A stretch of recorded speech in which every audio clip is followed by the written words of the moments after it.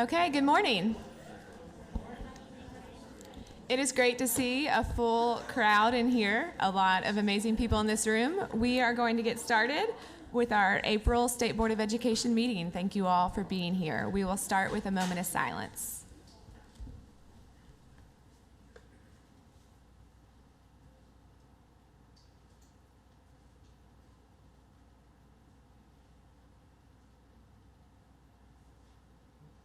Thank you.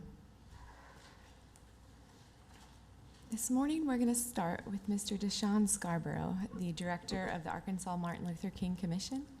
And I'm just so excited that you're here and you're going to introduce us to a host of wonderful people who are getting well-deserved awards. So thank you so much.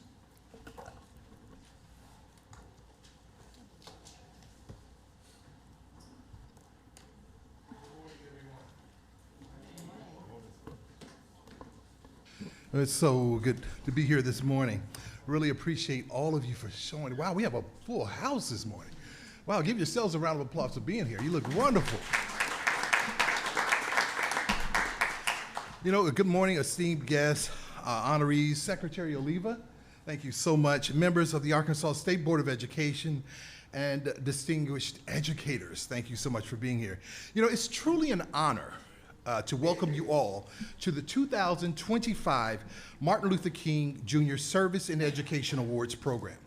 Today, we gather in the spirit of Dr. Martin Luther King Jr., a man whose vision of equality, justice, and opportunity continues to inspire us all, especially in the field of education. Dr. King believed that education is the most powerful weapon that we can use to change the world. And he championed the idea that the true learning must be paired with a strong moral character and a commitment to serving others. I would also like to acknowledge the following board members behind me. I would like to ask them to please stand once I call their name. Dr. Sarah Moore, State Board Chair. Please give her a round of applause.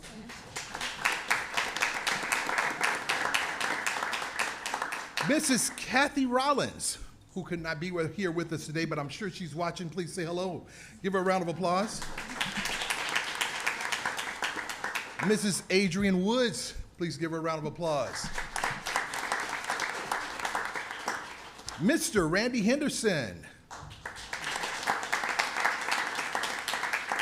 Mrs. Lisa Hunter. Mr. Jeff Wood. Former State Representative Mr. Ken Bragg.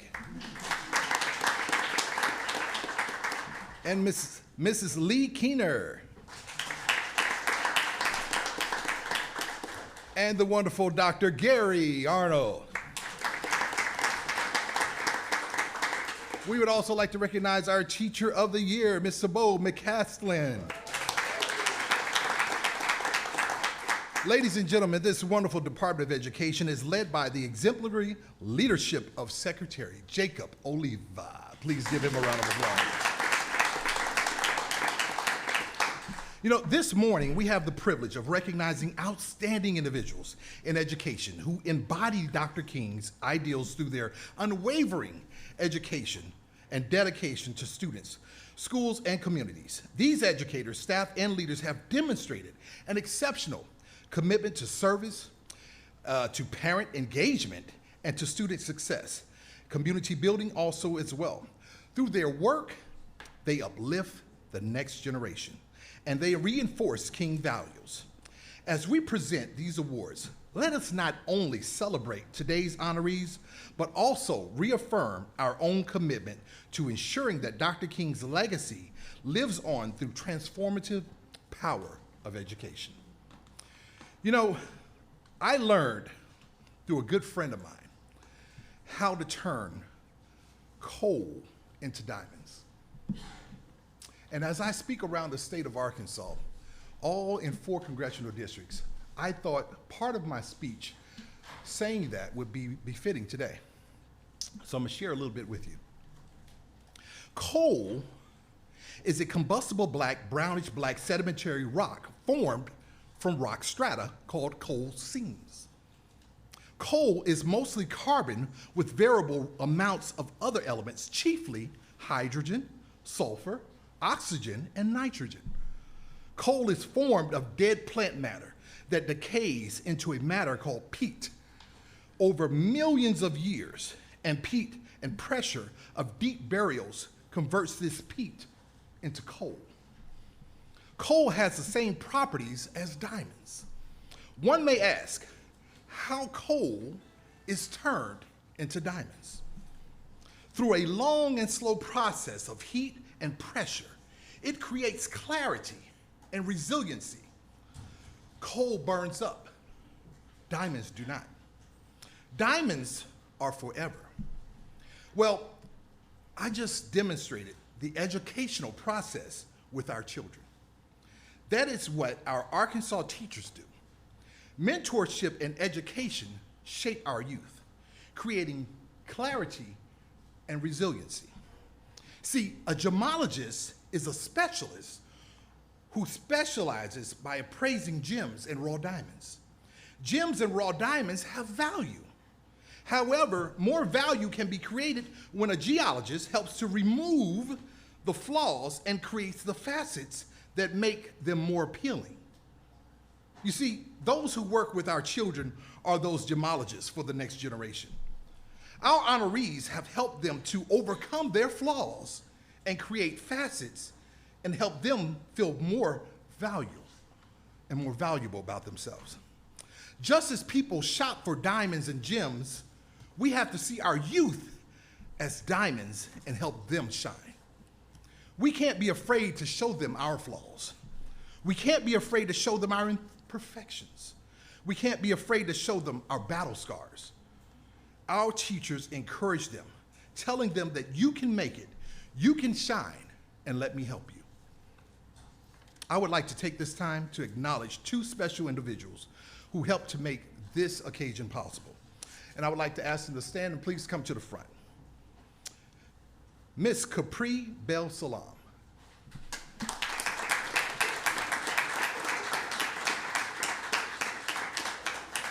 Miss Capri, this is a surprise to her, so this is an award of appreciation. We're going to ask her to accept this on behalf of the Arkansas Martin Luther King Jr. Commission.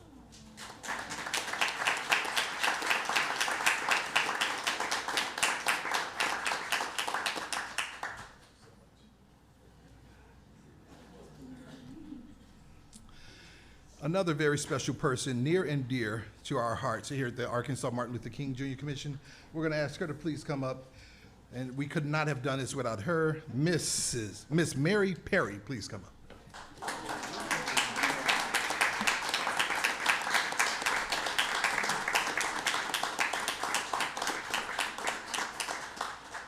Another surprise. We're very thankful for all that you do, and this is a word of appreciation on behalf of the Arkansas Martin Luther King Jr. Commission.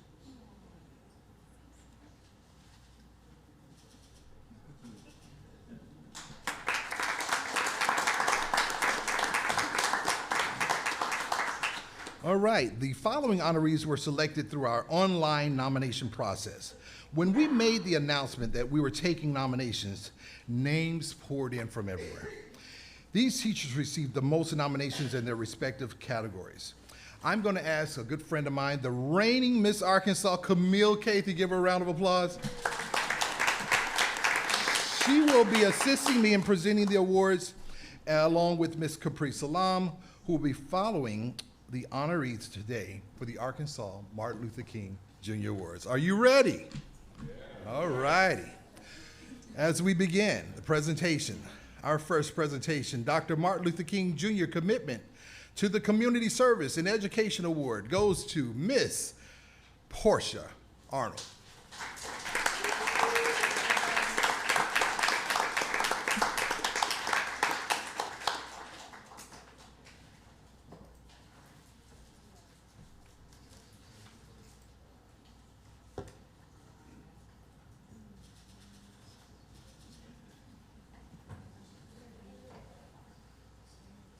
That award recognizes a school counselor, social worker, or support staff member whose dedication to community outreach and student welfare mirrors Dr. King's belief in serving others and uplifting the marginalized. Our next award for the Dr. Martin Luther King Jr. Parent Engagement and Advocacy Award goes to Ms. Tanya Johnson Baker.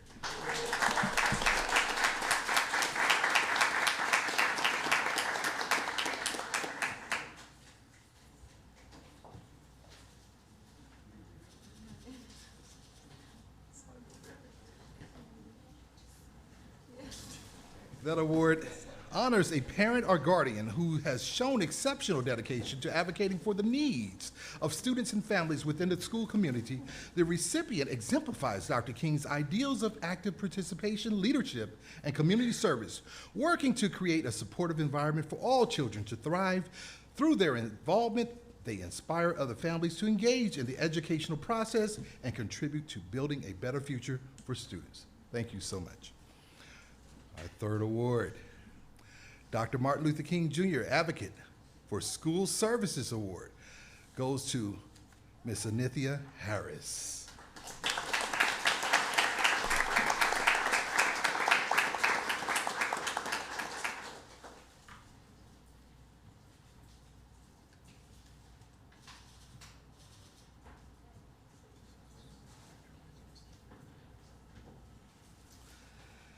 This award honors an educator who works in roles such as special education, ESL, English as a second language, or school psychology. Our fourth award, this is a very special award, I understand, and I'm going to ask a good friend of mine, Capri Salam, to assist me with this presentation. Why? It happens to be from Helena West Helena, her 8th grade teacher. So it would be befitting to allow her to do this presentation as opposed to myself. The Dr. Martin Luther King Jr. Champion of Student Support Award goes to Ms. Aretha Jackson.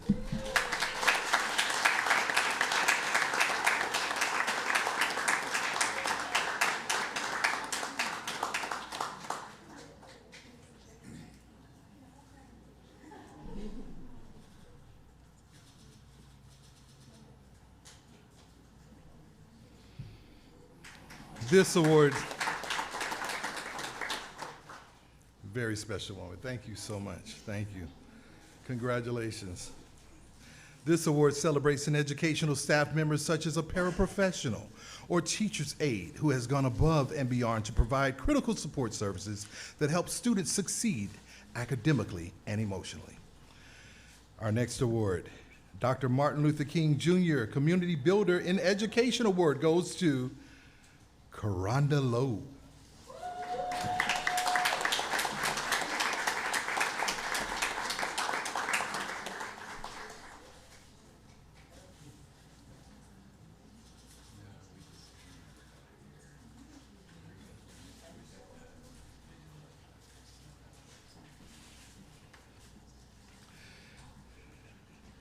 Thank you so much. The next award, the Dr. Martin Luther King Jr. Spirit of Service Award in School Operations, goes to Ms. Tequila Mazik.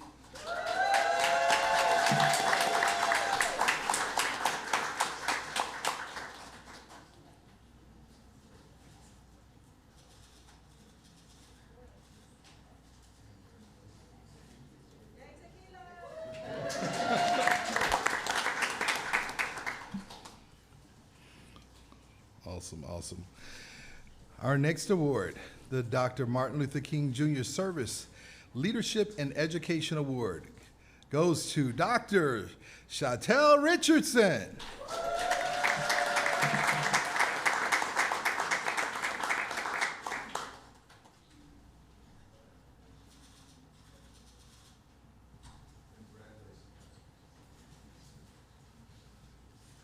This award honors a school administrator or educational leader who demonstrated outstanding service, leading initiatives that enhance educational access and community support in alignment with Dr. King's vision.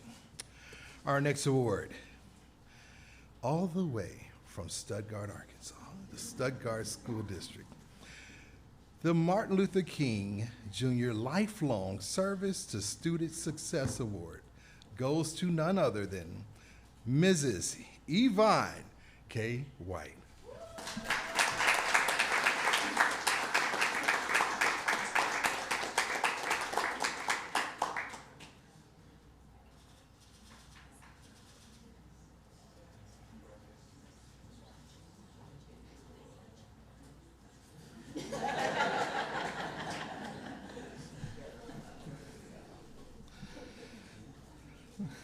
That award honors a retiring educator or support staff member who has dedicated their career to serving the needs of students, leaving behind a legacy of compassion, dedication, and positive impact in the spirit of Dr. King's lifelong service to others. Now, the Dr. Martin Luther King Jr. Legacy of Service to School and Community Award goes to retired Mr. Nelson White from Stuttgart School District. Please give him a round of applause.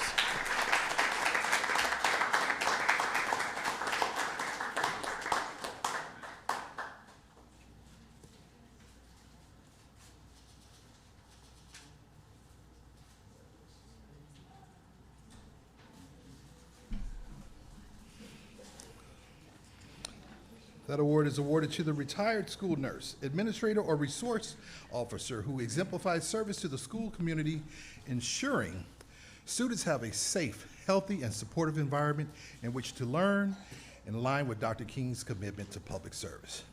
And finally, our last award for this morning, it is befitting to close with the many years of retirement. Let me start with that. We're going to say 57 years of service in education.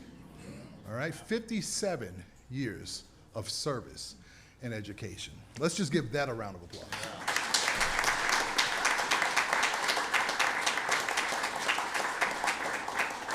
I would like to close by stating and giving the Dr. Martin Luther King Jr. Lifetime Achievement Award in Education to Miss Leetta Lewis, retired, 57 years service in education. Her education career started in 1963. Guys, this award recognizes schools operations personnel, including cafeteria, transportation. You see, she walked.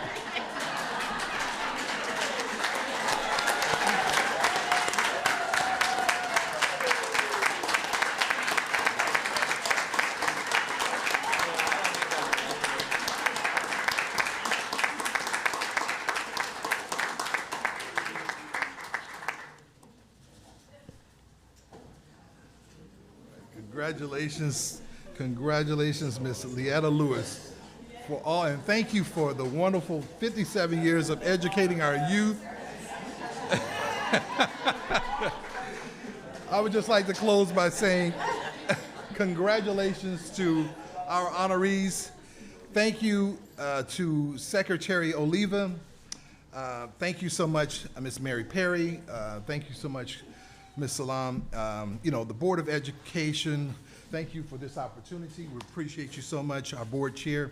I yield the floor back to our board chair, Dr. Moore. Thank you so much. Can we get a picture of it? Get everybody up front. Real quick, I am going to kind of move the podium to the side, and I ask that our awardees come to the front, and in the podium we can take a picture. Real briefly, thank you so much.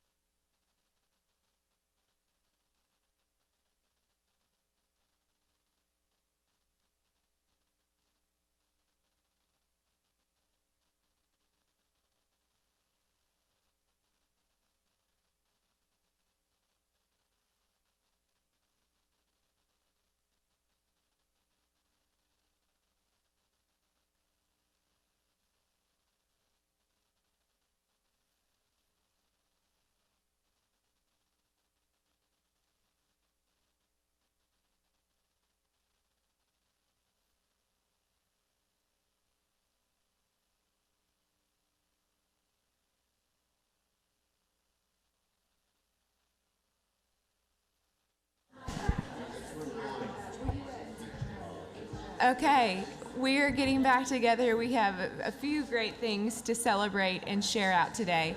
Ms. Saraceni, I'm going to kick it to you to introduce some guests today.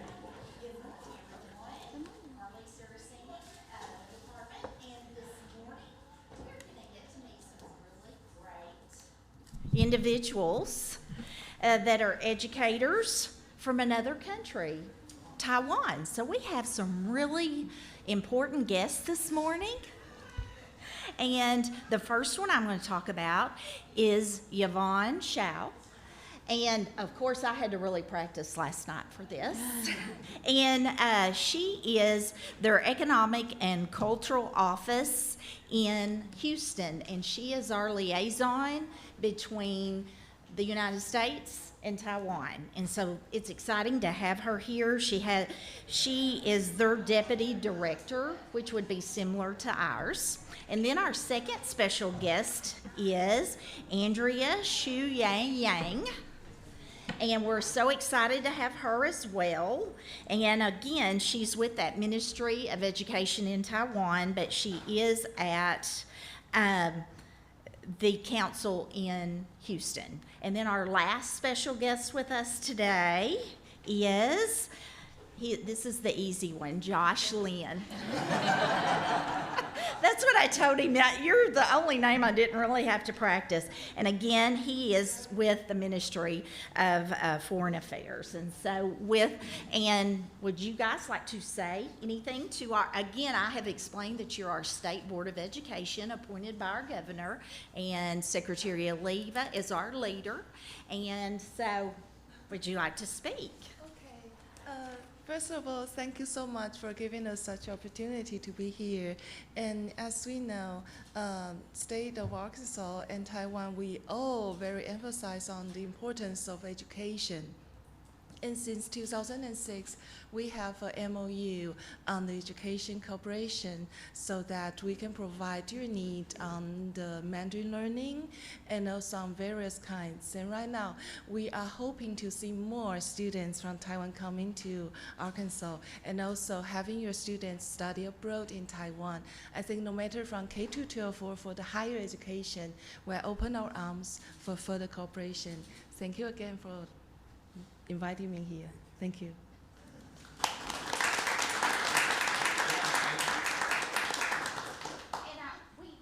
I would be without remiss to Shane Broadway from the Arkansas State University Systems are making sure that they made it here and attended, and I know they have been visiting across the state. Anything else either one of you like to say?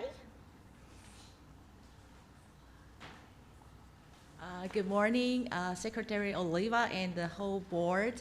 Great pleasure to be here. I believe I'm the very first one to be able to be here since the signing of a MOU in 2006. And for this year, we would like to renew the partnership with your great Department of Education and to further strengthening future collaboration. And also, I would like to on behalf of Ministry of Education to extend our warm invitation to Secretary Oliva to consider the possibility to visit Taiwan this year. Thank you.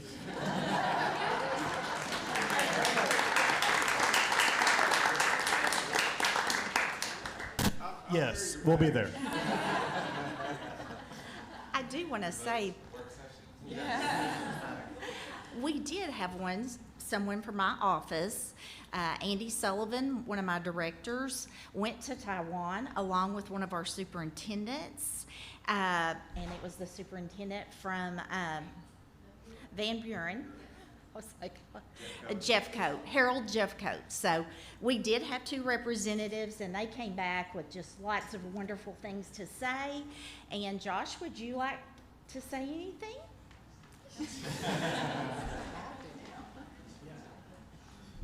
Hello everyone, my name is Josh. So I'm actually a visa officer from TICO. So if you are all going to Taiwan, you have to come to me first. And I will guarantee you your visa is already passed. Yeah, thank you.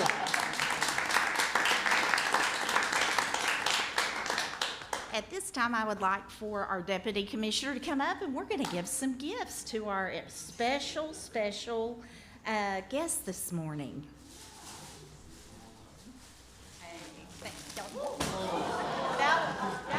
That was extra special.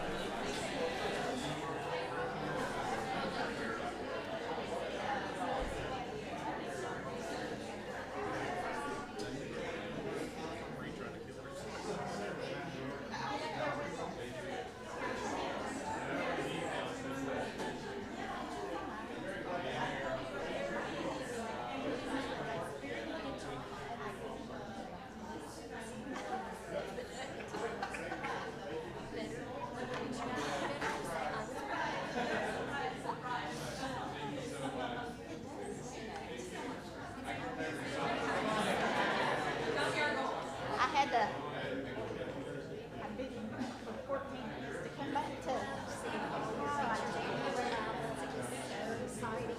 I felt like I got to live. It was,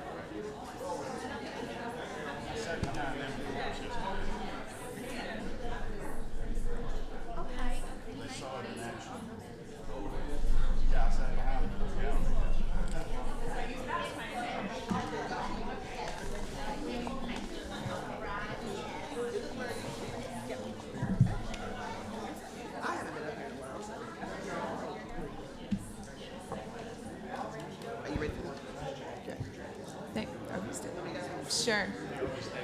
We will continue celebrating awesome things this morning. We have Dr. Tiffany Pride to introduce us to two amazing students from here in Arkansas. Well, good morning. Tiffany Pride, Assistant Commissioner of Learning Services. And I am here to present our delegates for the United States Senate Youth Program. So Senate Resolution 324 established the United States Senate Youth Program. Some of us abbreviate that with USSYP. It has been sponsored by the Senate and funded by the Hearst Foundation since its inception in 1962. The focus of the United States Senate Youth Program is to increase young Americans' understanding of the interrelationships among the three branches of government, learn the qualifications and duties of nationally elected and appointed officials, and it emphasizes the vital importance of the democratic decision-making for America and people worldwide. Our two delegates joined Senator John Boozman and Senator Tom Cotton in representing Arkansas during the 63rd Annual USSYP in Washington Week, held March 1st through the 8th, 2025. They were selected from among the state's top student leaders to be part of the national student delegation. Each delegate will also receive a $10,000 college scholarship for undergraduate study.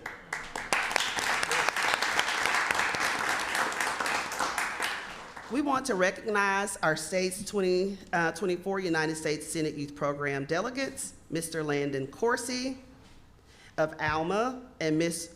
Prerna Koda Kondola of Bentonville. Did I get it? All right. I've been back there practicing. All right, and I'm just going to read a little bit about them so that you know why they were worthy to be our delegates. So Landon is a senior at Alma High School. He has achieved numerous honors and positions. He's the Student Council co-president. Senate page for Senator John Bozeman. Alma High School National Honor Society member. He's a school model UN president. Alma High School Chamber Choir and Dance Team member. He is is it Jesus Uniting? I don't know if I said that right. Well, he's also in some clubs, and the College Board, I don't know what the name is. I'm gonna move it on. College Board National Rural and Small Town Recognition Award, and our Arkansas Governor School, and our nominee in Social Sciences, Mathematics, and Language Arts. Landon intends to pursue college studies in communication, specifically focusing on political communication. He will be attending the Honors College at the University of Arkansas. So let's give him a round of applause. I'm gonna read about Prerna and her accomplishments, and then I'll give them an opportunity to speak a little bit. She's a senior at Bentonville High School. She's attained numerous honors and positions as well. So just to name a few: People for Urban and Rural Education, Youth, Bentonville, the director. She's Senator John Bozeman's Congressional Youth Cabinet, District 3A group leader, Bentonville School District Ignite Law and Policy Program student, and the Superintendent's Student Advisory Board, Bentonville's High School Speech and Debate Team Captain, Arkansas Girls State Delegate and President Pro Tempore of the Senate, Bentonville High School Key Club Vice President. She's also Hugh O'Brien Youth Leadership Club Communication Director, Bentonville High School National Honor Society and Spanish National Honor Society member, Bentonville's Mayor's Youth Council member, Advanced Placement Capstone Diploma candidate, Advanced Placement Scholar with Distinction, the Arkansas Seal of Biliteracy recipient. Prerna plans to study political science or public policy in college and pursue a career in government, focusing on domestic policy. Having applied and been accepted by multiple prestigious colleges and universities, she's considering her options to attend the post-secondary institution that best aligns with her career aspirations. She's taking her time. We are delighted to present and honor today our two delegates for Arkansas, and they're each gonna have a little bit of, they're gonna share a little bit of their experience in Washington.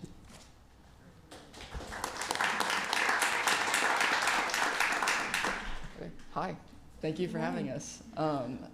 You know, I could go on for probably hours, but I won't, because one thing that just stuck out to me from this week was just kind of the civility and the dynamic between the delegates. You know, we all came from different states. There's 104 of us, so DOD schools abroad, and then also Washington, D.C. delegates. And so we all come from different backgrounds, experiences, definitely different political opinions, and by the end of that week, we were able to actually listen to and understand each other's views and actually find common ground to find real solutions, which is what we were there to do. We were there to grow as leaders. And so it really stuck out to me that in a time in America when we're so polarized, we're so divided, our future leaders were actually very open-minded and actually very able to speak openly with each other and find real solutions to real issues, because we were wanting to help the people that we love and the communities that we love. And so that just really stuck out to me. It was really encouraging to me to know that, you know, our future leaders in the medical field and government, senators, cabinet members, maybe a future president, we haven't had one yet, but maybe, are actually willing to bridge the political divide. And so that was probably the most important thing that I took away from this. I mean, I could talk about speaking with Secretary of State, Secretary of Defense, all those things, but I'll let Prerna go.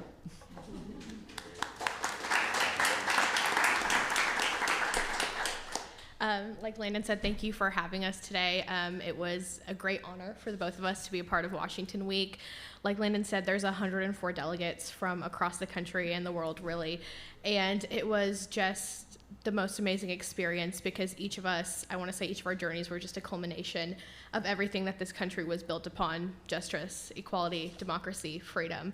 And we took the time to listen to each other's stories because we wanted to be a part of the next generation of leaders.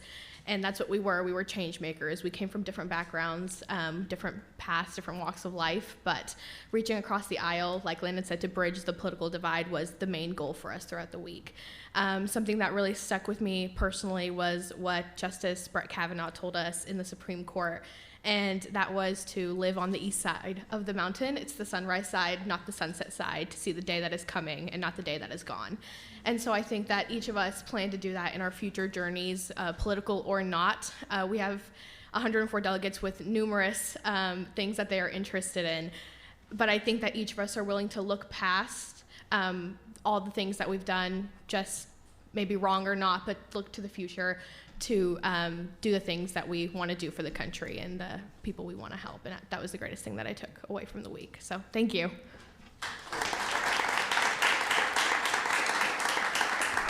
Yeah, I want to acknowledge also their school staffs that are here with them. We have the principal from Alma and the middle school principal from Alma, and then we also have from Bentonville, Dr. Moreau, and then the families are here as well. So if we can take a picture with them and invite the families up also with a picture.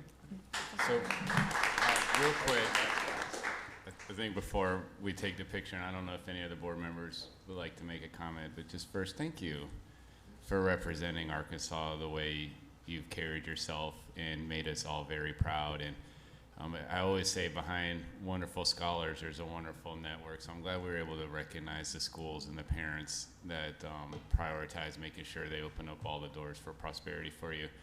But I will tell you, your futures are so bright. And I love that kind of notion of being on the east side of the mountain. So as you're looking at that sunrise, just know we're always looking for great teachers to fill our classrooms and going into education. It will be a wonderful career path for each and every single one of you. Absolutely. Thank you both for taking the time to come in today too. We have so much to learn from you all. I wish you could speak for hours because it's just so refreshing to see students like you, to see you here and sharing your voice here in Arkansas and in DC as well. So thank you for doing that. We are going to take a picture with you all if you don't mind. Congrats, guys.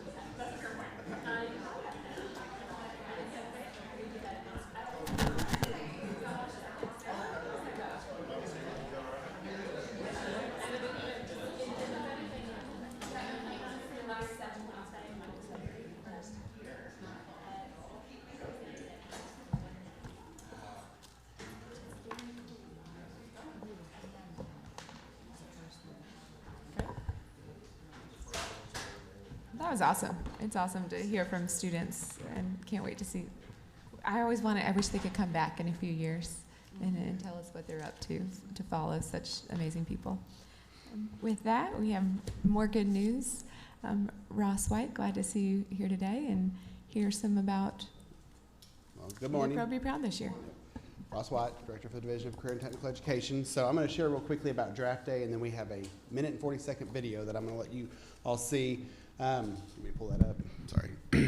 So in partnership with Be Pro, Be Proud and the Arkansas State Chamber, the department has partnered with Be Pro, Be Proud for the past 4 years in what we call Draft Day. So we're on our 4th annual Draft Day event for high school students across the state. So for the 2025 Draft Day, we currently are hosting 9 different events across the state with the goal of building tomorrow's workforce and taking students from high school to success-ready pathways. Be Pro, Be Proud's Draft Day events match our regional employers with graduating seniors for in-person interviews while providing career exploration for our underclassmen. To date, this spring, we have hosted a Draft Day in Jonesboro, Mountain Home, Monticello, Fort Smith, Springdale, Russellville, Stuttgart, Little Rock, today, happening right now, and then El Dorado on April 29th. As of the first 8 events that we've hosted so far, we've had 5,345 students participate, with 1,044 of those being seniors who completed a face-to-face interview with an employer in the state of Arkansas. Of those, 134 were hired on the spot that day, left with a job offer that day. And then in addition to that, a number we can't even tell you right now that were offered a second interview, told to go fill out an application. And that's the part I kind of remind you, like, they haven't applied for a job at this point. They're coming in, the employer knows kind of what they're going to see, but otherwise they haven't actually applied for a job with them. So the Little Rock event is happening today. I know you all have a very full schedule today. However, if you just find some free time, it's happening at the Arkansas Virtual Academy at 717th West 7th Street, right across from Blue Cross Blue Shield building. You are welcome to stop by. Also, I will add, if April 29th, you're looking for something to do and want to go to El Dorado, you're always welcome to attend that last event we have. But we can expect this to continue. Like I said, we are in our 4th year of doing this. Year 1, we started with 1 in Jonesboro. Year 2, we went to 3. Last year, we went to 5. This year, we went to 9. It continues to grow. I mean, it's a great opportunity for our seniors and our underclassmen to get that exposure and a great partnership. So wanted to make sure you're all aware of it. Invite you today if you have time, or April 29th, and we'll make sure you have the details of that in your email. And then here's a little promo video they made from last year's Draft Day for those of you that might not be familiar with it. And we just want to celebrate this opportunity as it goes forward. So thank you.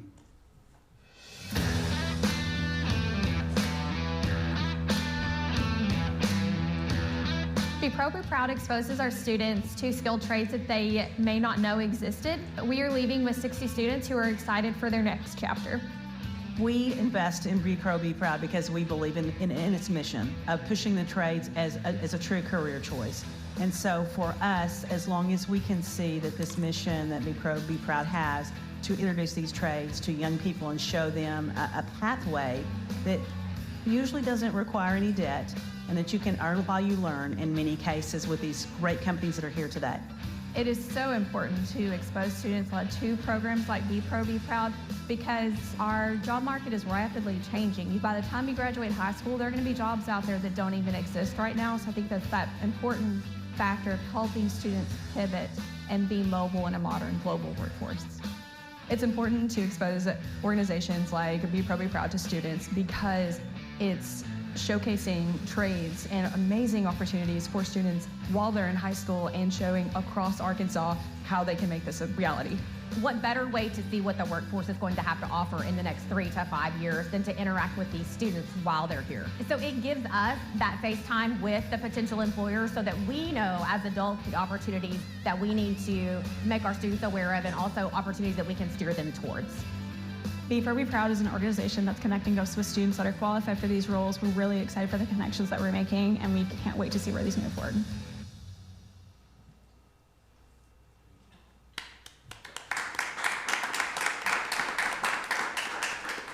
Thank you all. Thank you for the support. And if you have any questions, I'll take it, but I think we're probably good. Awesome. Okay. I hope today goes well. Yep. For many students out there. Okay. Thank you all.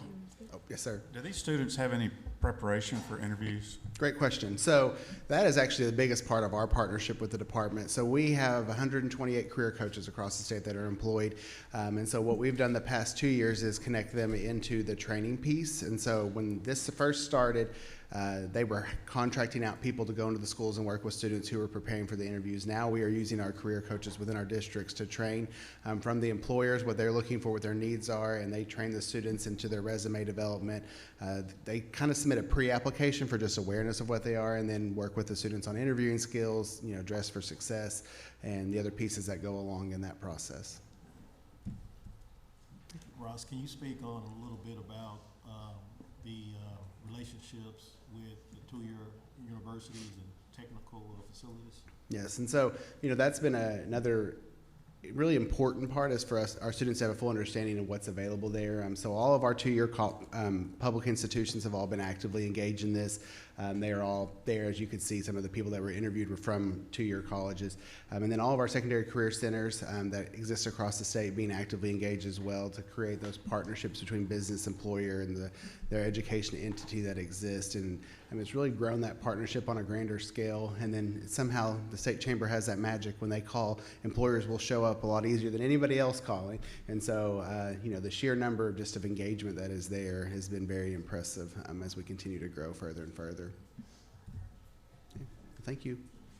That's awesome. Thank you for taking the time to share that with us today. Great. Well, we've had a full hour. We've heard a lot of things, and honestly, I think that hour could have gone for a long time because we had so much wisdom here in this room. But we do have an agenda to get to. Are there any? I don't believe there's any changes to the agenda. So let's start on action item 1, consideration for the approval of the Office of Early Childhood. Ms. Williams, thanks for coming in today. Good morning, board members, and thank you for allowing us to do this today. I want to start with, I think last time we brought the ABC slots or seats to you all for approval. This is the contracts. These are professional services that we provide to the field of early care and education.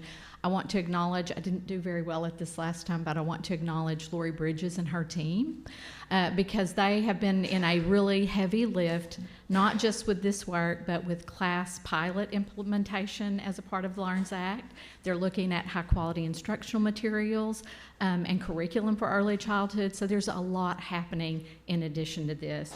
These are the professional services that we provide to really all of our licensed care and education. I think previously you all have seen just Arkansas Better Chance. So this represents the Child Care Development Block Grant. So just a couple of comments about these. The ABC side of the house is about 4% of that budget, and some of those are legislatively required. There's a requirement for a longitudinal study. There's a requirement for child assessment to be in that, so that's included in these. For the Child Care Development Block Grant, it represents 9%, which is the minimum amount that the state can do for quality that's federally required. So there are some federal specific trainings required that are included. What I will say is that the vendors that we use are not required. We can use a variety of vendors. Most of our vendors are institutions of higher ed in our state, as well as education co-ops and other partners. This year, we have aligned the work with the LEARNS Act. We have really spent time, Lori's team, with making sure that it aligns with everything that we're trying to do to support quality early learning and education. We've reduced some of the vendors and we're phasing those out over a period of time. For example, as we move into this class full implementation, we will no longer potentially use the environment rating scale, and that contract would go away, and we would move it into the class tool that we're currently piloting. So we did make some edits. We did reduce our non-renew 2. We reduced 1 in ABC because the utilization wasn't there, but it was in it for childcare. This represents about 180,000 children that the programs have capacity for. So between ABC and regular child care and our federal child care programs, these support the learning for all the teachers in those programs. So with that, I'll stop. I also want to just always acknowledge our our board member, Ms. Lee Keener, but the Early Learning Committee reviewed these last month, and we had a really great meeting, and they were very much in favor, I think. So if she has any comments on that, I'll let her speak to that, but I just wanted to acknowledge her work. Thank you. So I'm just going to add and say thank you to Lori and Tanya too, because when we wanted to reimagine educational opportunities in the state with the passage of the LEARNS bill, organizing and making sure that kids come to school ready for kindergarten was a big priority, which meant we had to relook at how we're supporting preschool, high quality childcare options. This has been a monumental lift to get to this point where we're unified and coordinated with one vision. And the establishment of the local leads and the support and the work they do, I always want to just kind of highlight how big of a deal that is, because now we have representation, I think in every county, right, with all the 3 cohorts, where we work directly with experts that know their community, and they provide direct support with the local providers, because some of these providers could be schools, but some of them can be small mom and pop type opportunities, and they need to make sure that they have access to resources and tools. So this is a big lift. But Tanya mentioned something about the pilot that Lori was help leading around class observation tool and how we're looking at defining quality. And I don't want to put you on the spot or Lori on the spot, but just take like a few minutes to make sure the board understands why is this a game changer and this a big investment that we've made, because it's really elevating that expectation and making sure that when students are coming to us in kindergarten, they're ready to learn. And I think we all know there's a pretty strong correlation between kindergarten readiness and 3rd grade reading proficiency. So the more we can invest in early learning to lay that foundation, it is such worth the investment, and we're going to see huge payoffs with this works. I don't want to put you on the spot, but I think it's important for everybody to make sure they understand why this is a big deal. Yeah, no, thank you, Secretary Oliva. I really appreciate the opportunity. You know, I will use it as someone who's been in this work for over 20 years. I would compare it to the previous tool, or the current tool that we use. The Environment Rating Scale really looks at the environment. It looks at a whole list of things that are important to early learning. They're not unimportant. The class tool really gets focused on what is happening in that classroom with the teacher, the instructional things that are happening, the relationship between that teacher and child. It just gets very focused. And when you look at all the research about outcomes for children in early childhood, the relationship and the curriculum are the implementation of high quality curriculum are the 2 most important indicators of quality. And I think we're just shifting from a really great baseline foundation that we've established to focusing, and I think we're so ready to make that shift in our state. And people have asked me, like, what do you think is going to happen? I think our programs are going to do really well because they've been prepared, and they're going to get really focused, and whenever they're struggling, we're going to be able to see that, oh, they need more support in instructional support, for example, or they may need more support in their classroom for what's happening with the children. Like maybe they need a little help on how do you interact with children? What do you know about child development and what's happening with children birth to 5? So I think that's sort of in a nutshell. I don't know if Lori wants to talk about it. She is really, really in the work. So I just want to acknowledge her and the team, because the lift to train people, to shift gears and to train enough people to be observers, and it is a lift, because there are people who have worked in early childhood for many years out there who have taken the class, the training for class, and then taken the test and not passed it. And it's very disruptive when you think you know something, but it's that shift in lens in thinking, oh, it's really focused on this. This is what we're focused on. So I think it's a big game changer, and I would underscore how important it is for our field and its relationship to children going into kindergarten and K-12. Thank you. Board members to my left, questions or comments? To my right. You want to speak? And I have some questions after you. Oh, go ahead, then you go first. Well, no, I want you to go first. You might answer my questions before. Well, first of all, thank you for all the work that you do, and thank you as well and thank you, Secretary Leader, for taking a minute to just kind of acknowledge the importance of certainly the area that is of the most interest to me. One thing that I do want to say about these professional grants is they're not going to look this way next year. So as the Secretary says, we're building a house, right? And in K-12, the foundation of the house is the standards. Well, in early learning, you need the footings before you get the foundation, and the footings are health and safety, minimum health and safety, which we've been working on. From there, we are working on the standards. From there, we'll look into where our teachers are and where we want them to be. And then we'll put out for RFP and sort of rework the professional development grants. Of course, I want to rework everything yesterday. That's not, reasonable. So I do ask that we approve these this year with the understanding that we're going to dig into it a lot deeper, have a better understanding of our current workforce, and a better understanding of where they need to go, and use that to put out RFP for very specifically targeted professional development. So it'll look different next year. Thanks. Thank you for that work, and thank you as well. I think that did answer some of my questions. I think we've had back and forth over the years of, are these professional development grants attached to outcomes? Right. Can you measure them? And if so, if not, then let's move that way and think about how we get out money and know that the money is being spent effectively. But I don't think we've seen the CCDF money before. That's all federal money. But I appreciate you throwing that in here. And I had a few questions, if you don't mind. Sure. I was not aware the Early Childhood Association, they give out scholarships. Is that correct? Yeah, so before COVID, we worked to carve out a little bit of money, about $500,000 from the Child Care Development Block Grant, and to create the TEACH scholarship in Arkansas. TEACH is a national tool that's used. It's a national scholarship model. So it is used in states to award scholarships to people in early childhood for credentials and degrees.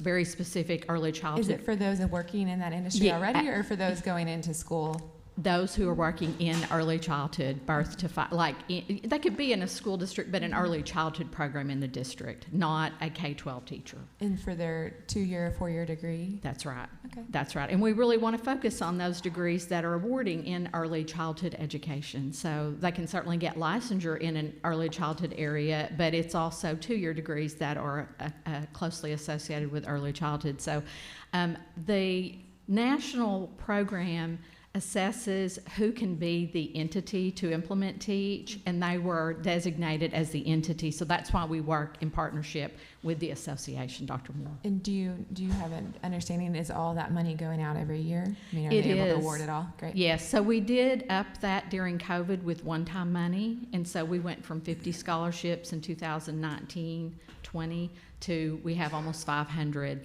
That will start to come down because that funding is done, but we will continue our investment with the TEACH. And they also have worked to get other funding philanthropically and outside of the state government and Office of Early Childhood. That's great. This is a question I probably should have already answered, but local leads, was any funding going out to those entities? Yeah, that funding is with one-time federal dollars. That's Okay. through a preschool development grant. We did not include that. This is the last year. That grant was written when we were at DHS, and so this is our last year. I don't know what federally is going to happen to that funding, but we are, as we're making cuts and edits to make sure, as Secretary Lee, but we are very invested in that, both as a result of the LEARNS Act, but because of the importance.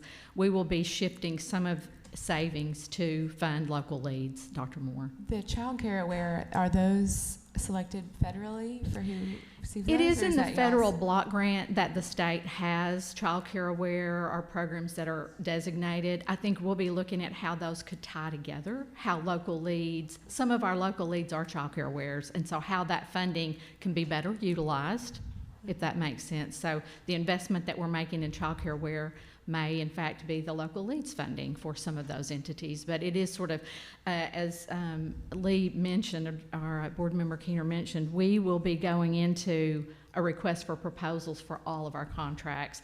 And our timeline is to release that in the fall and make recommendations to the board probably in the winter, so maybe by January of next year we'll be back with what's going to happen in 26, 27. So all of these, there may be some continued work with these folks, but it could look very different as we go forward. So we're really excited. I know that will be a lot of work on you all and your team, but I hope that, I know it will be fruitful in the end, the right work to be Absolutely. doing.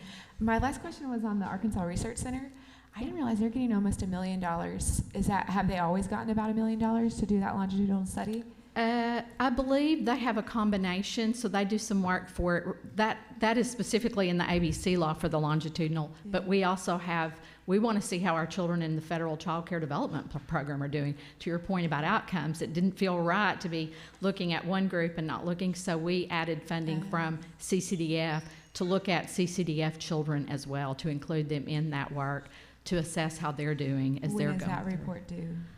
We get an annual report, so we could bring that back or send it to board members. if And that- have you ever put out for an RFP for the research?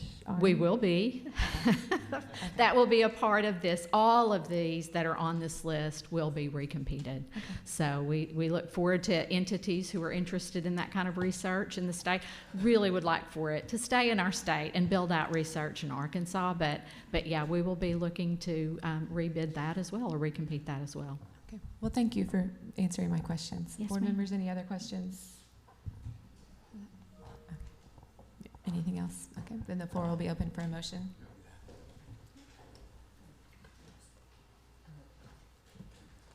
I'll make a motion that we approve the Office of Early Childhood Professional Services grant for fiscal year '26.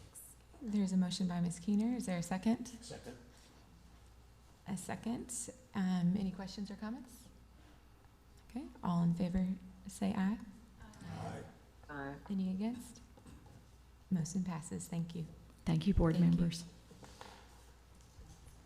Okay, next, before item number 2, it's come to my attention that we have Senator Alan Clark, who would like to receive public comment. I have the ability, because you are a senator, is my understanding, to give you 3 minutes now, as you're not able to, there is no public comment during this hearing. And so your time now, I know your time is very busy, and I know you need to get back up the hill. Thank you. Yes, state agency members are texting me now asking where I'm at. I understand that. Thank you all for your service. Being on any school board, whatever the name of it may be, is always a thankless job. A lot more criticism than praise. I have, and I've said this for 12 years, the best group of school superintendents in the state. I did not expect it to be that way. I had one colleague ask me one time, do you really believe that? And or are you just saying it? I said, no, I really believe that. And they said, well, I have the worst school superintendent in the state. So, but I have been blessed. And to have that great group, for the group overall to be great, there have to be individuals that are truly great. And Nancy Anderson, and I get emotional, I apologize ahead of time, is one of those.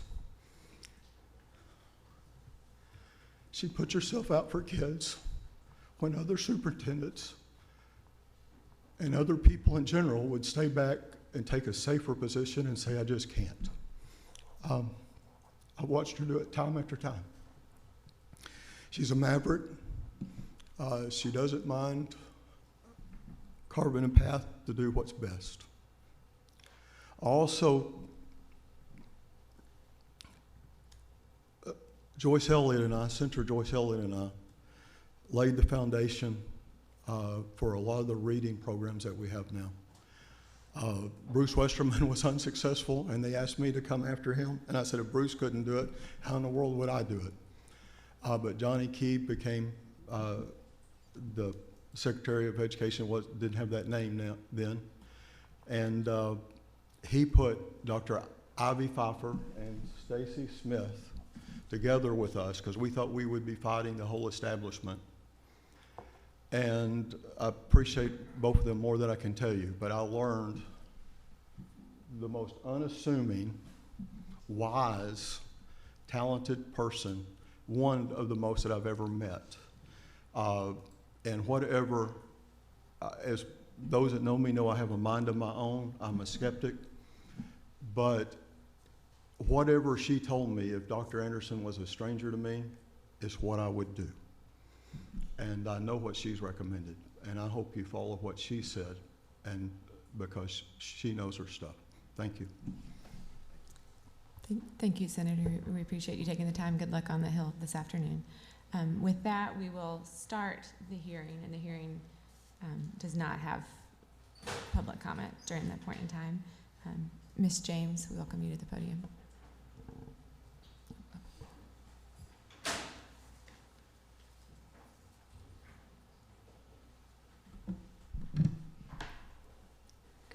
Good morning, members of the board. My name is Alicia Price. I'm an attorney for the department.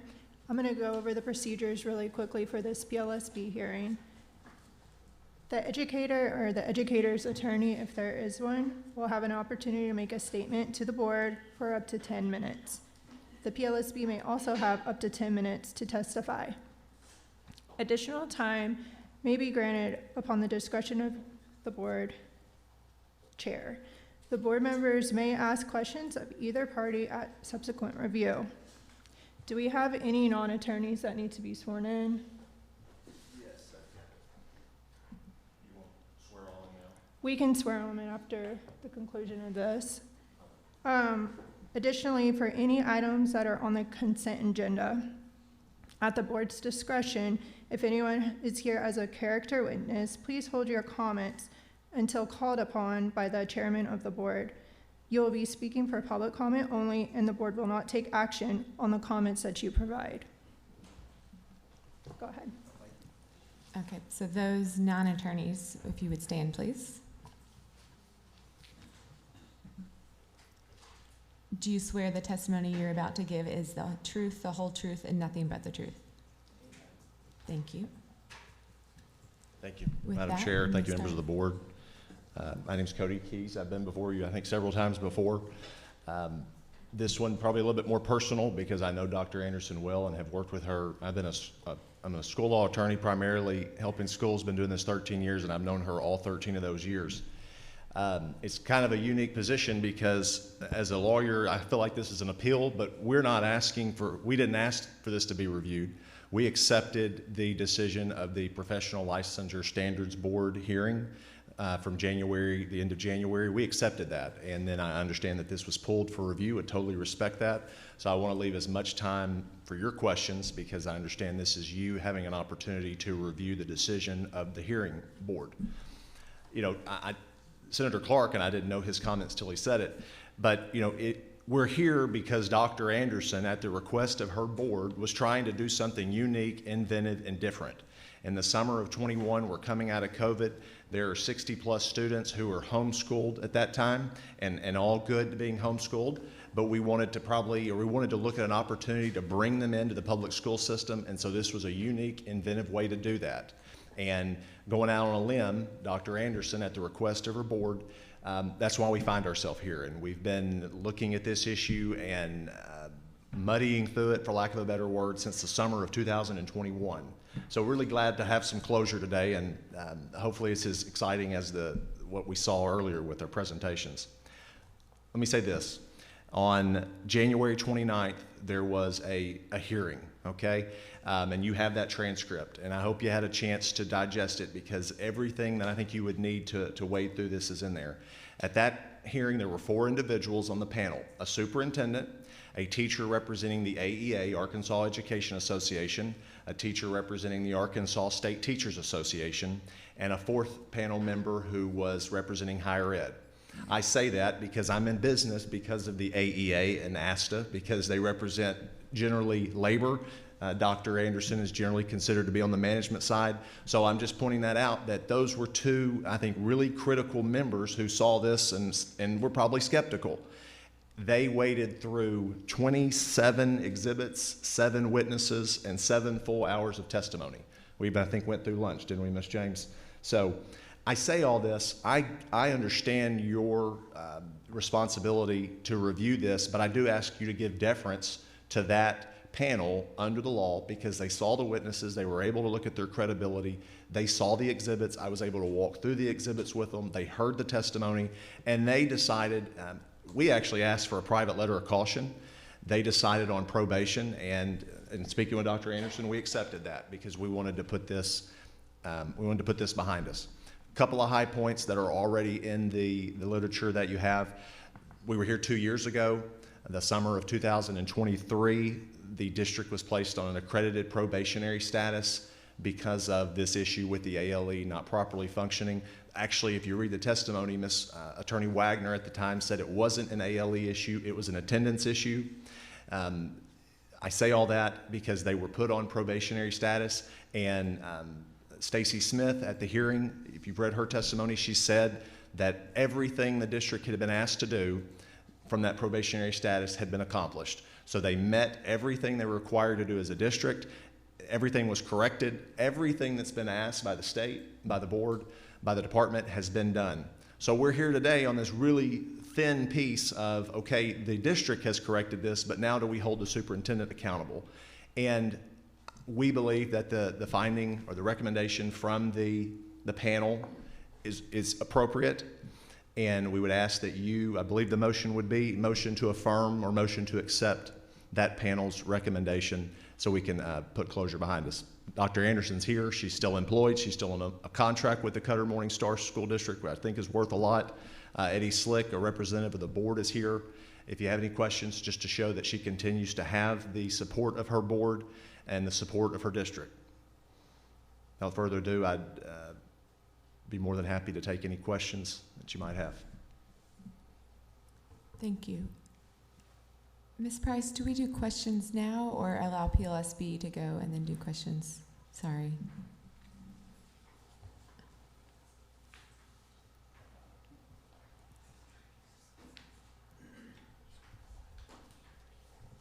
Looking.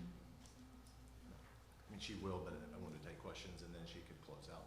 Okay, go ahead and, defer to Whitney, and then we'll do questions. Okay, thank you. Thank you. So, Ms. James, representing PLSB, you have 10 minutes. Whitney James with the PLSB. This case, as you know, involves Dr. Nancy Anderson, who has been an educator for over 25 years. 12 of those years were a superintendent at the Cutter Morning Star School District. She came before this board, as Mr. Key said, in July of 2023 on a standards for accreditation matter regarding improperly recording attendance, and this board placed the district on probation. Dr. Anderson stated under oath to this board that this was, quote, all on her, and admitted that her errors cost the district $250,000, I believe was the number she gave. At the hearing, when her own license was at issue, she backtracked and said that she used the wrong pronoun when she said I when she was here for the standards for accreditation matter.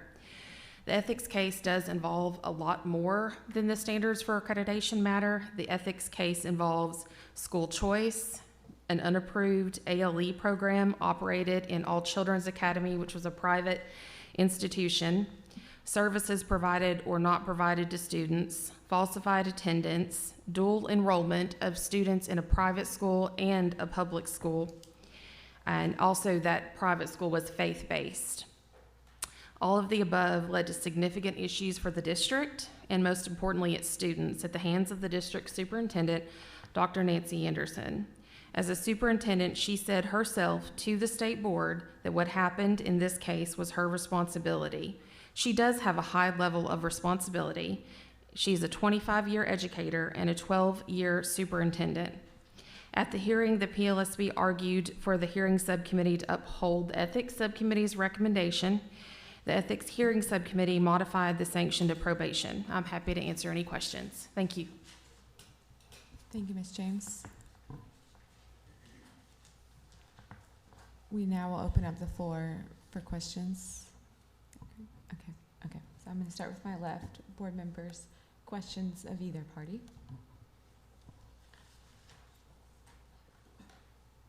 Who'd like to start? Mr. Wood? Okay.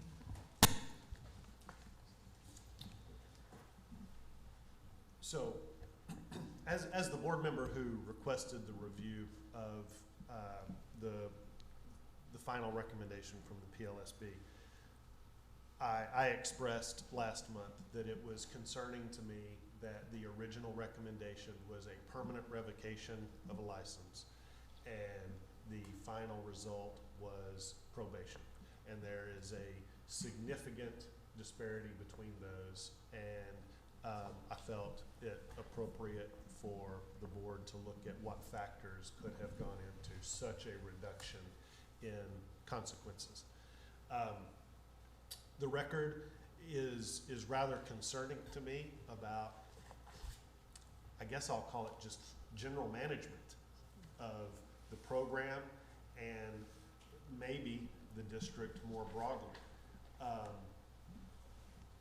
It'll be up to this board to decide, you know, the level of culpability in that mismanagement, but clearly there were problems in the administration of an ALE program that had not been approved by the Department of Education.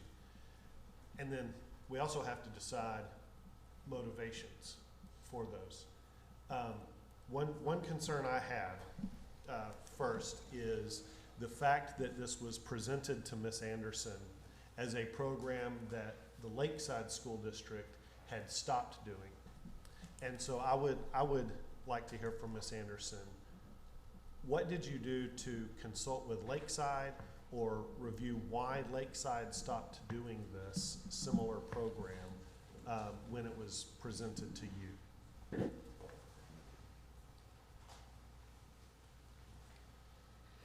Nancy Anderson, Superintendent at Cutter Morning Star.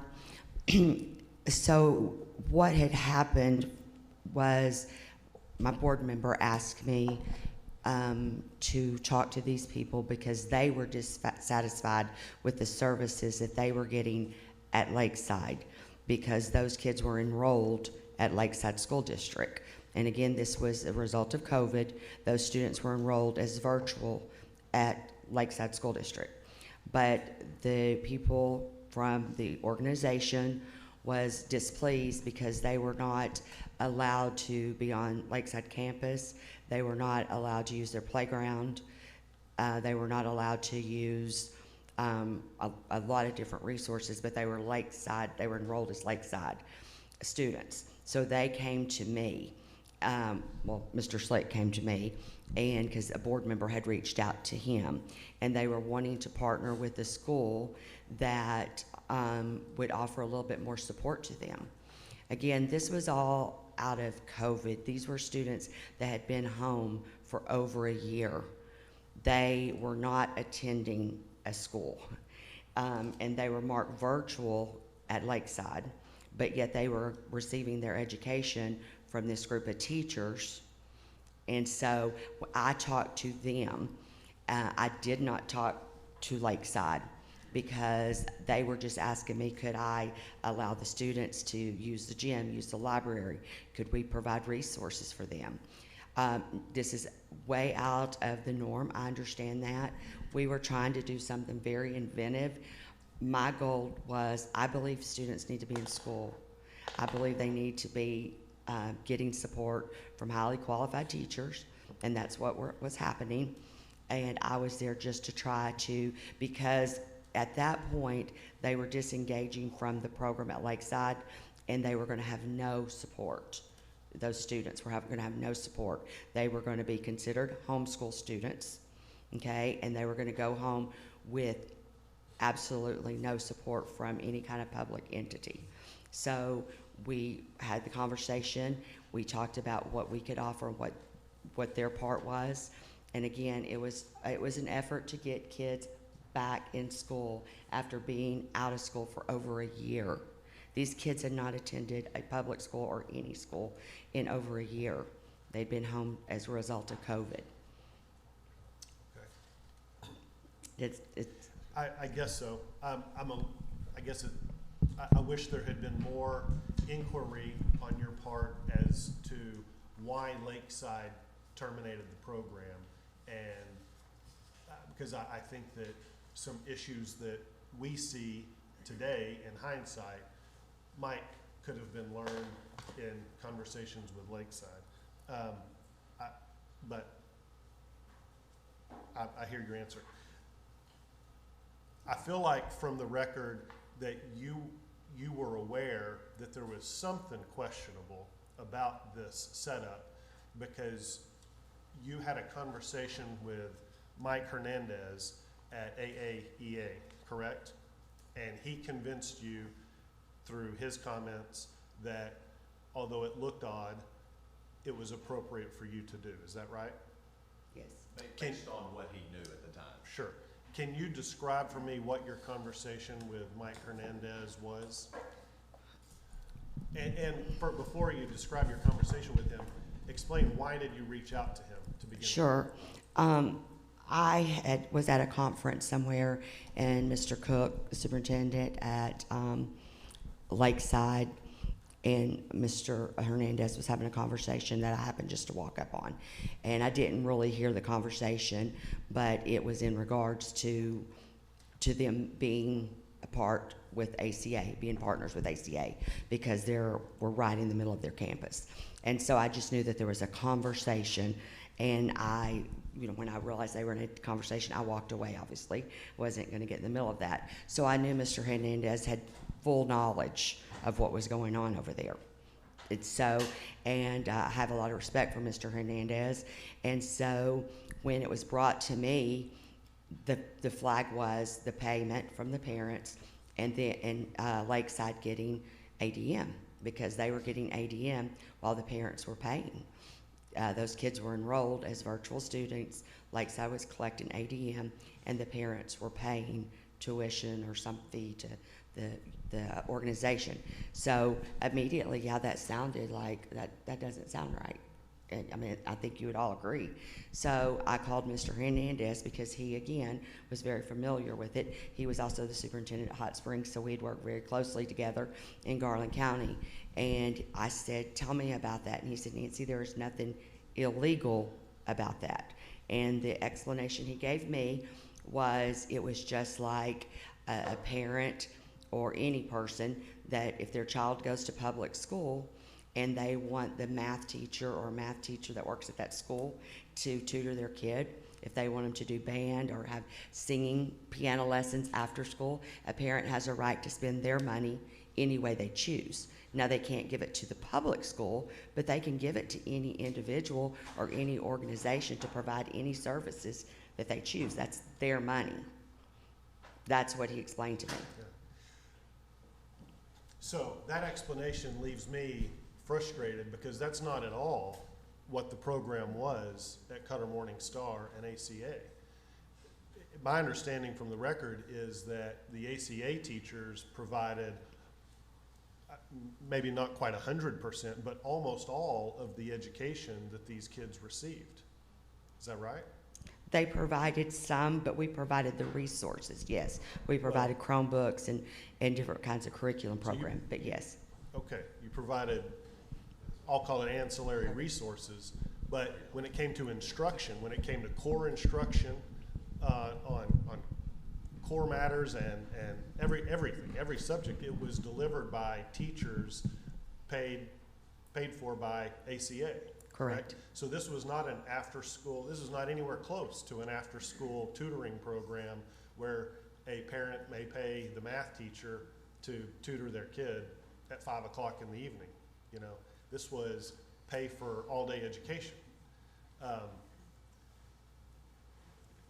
It's actually concerning to me that the leader of the AAEA would give that type of advice to a superintendent. But that's not exactly why we're here. Can I speak to that briefly? Sure.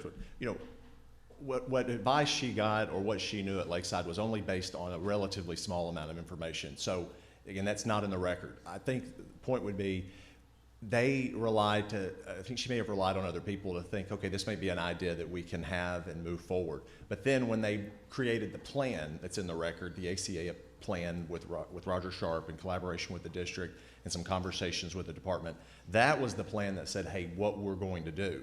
And I think that's where the break was, because that plan was put in place, I think would have been a good plan, but for that plan was not followed at Cutter thereafter for about a year. So, you know, I don't think it's our position to place responsibility on anybody else from what we knew that the that we knew a program of some sort was operating at another school, but then that's kind of where the conversation stopped. Something like that might be workable. But then Cutter Morning Star took the program and owned it. And you have that application, and reading the application, I think it's a good application. It didn't get approved, and unfortunately, mismanagement at the district, it didn't get followed. Did the application, and I read the application, did it mention that parents would pay tuition to another nonprofit organization?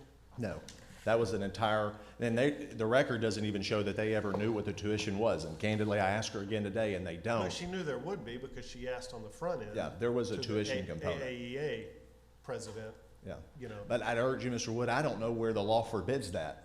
I know that it looks skeptical, so maybe we need to look at it with a little bit more scrutiny, but you know, the district was getting ADM and they were providing these services. The list was much more exhaustive. I know she's nervous. It was a long, exhaustive list of services, from school resource officer to library to professional development to curriculum access to gifted and talented. SPED services were provided. The IEPs, if they called for speech or occupational services, those were provided. But yes, the testimony, we know that there was some tuition, but we weren't aware of what that was. I know how that can look skeptical, and that's part of, hey, there was mismanagement, but I've not been able to find any particular law or rule that forbid that at the time. I think it just goes to your concern, well, it looks fishy, so we should have paid more attention. And we're not necessarily disagreeing with that. Yeah. But we weren't a party, the district was not a party to any tuition agreement. That would have been strictly handled by ACA, the nonprofit faith-based group, and the parent. The only thing we were a party to was enrolling these students in the district where we believed that they were our students, and then it was on us to provide the services. She looked at the curriculum that ACA had.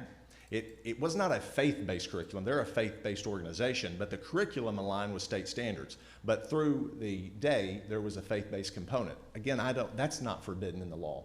I know that the panel took issue with that, but we know now with the education freedom accounts, we promote being able to use these funds and attend a faith-based school.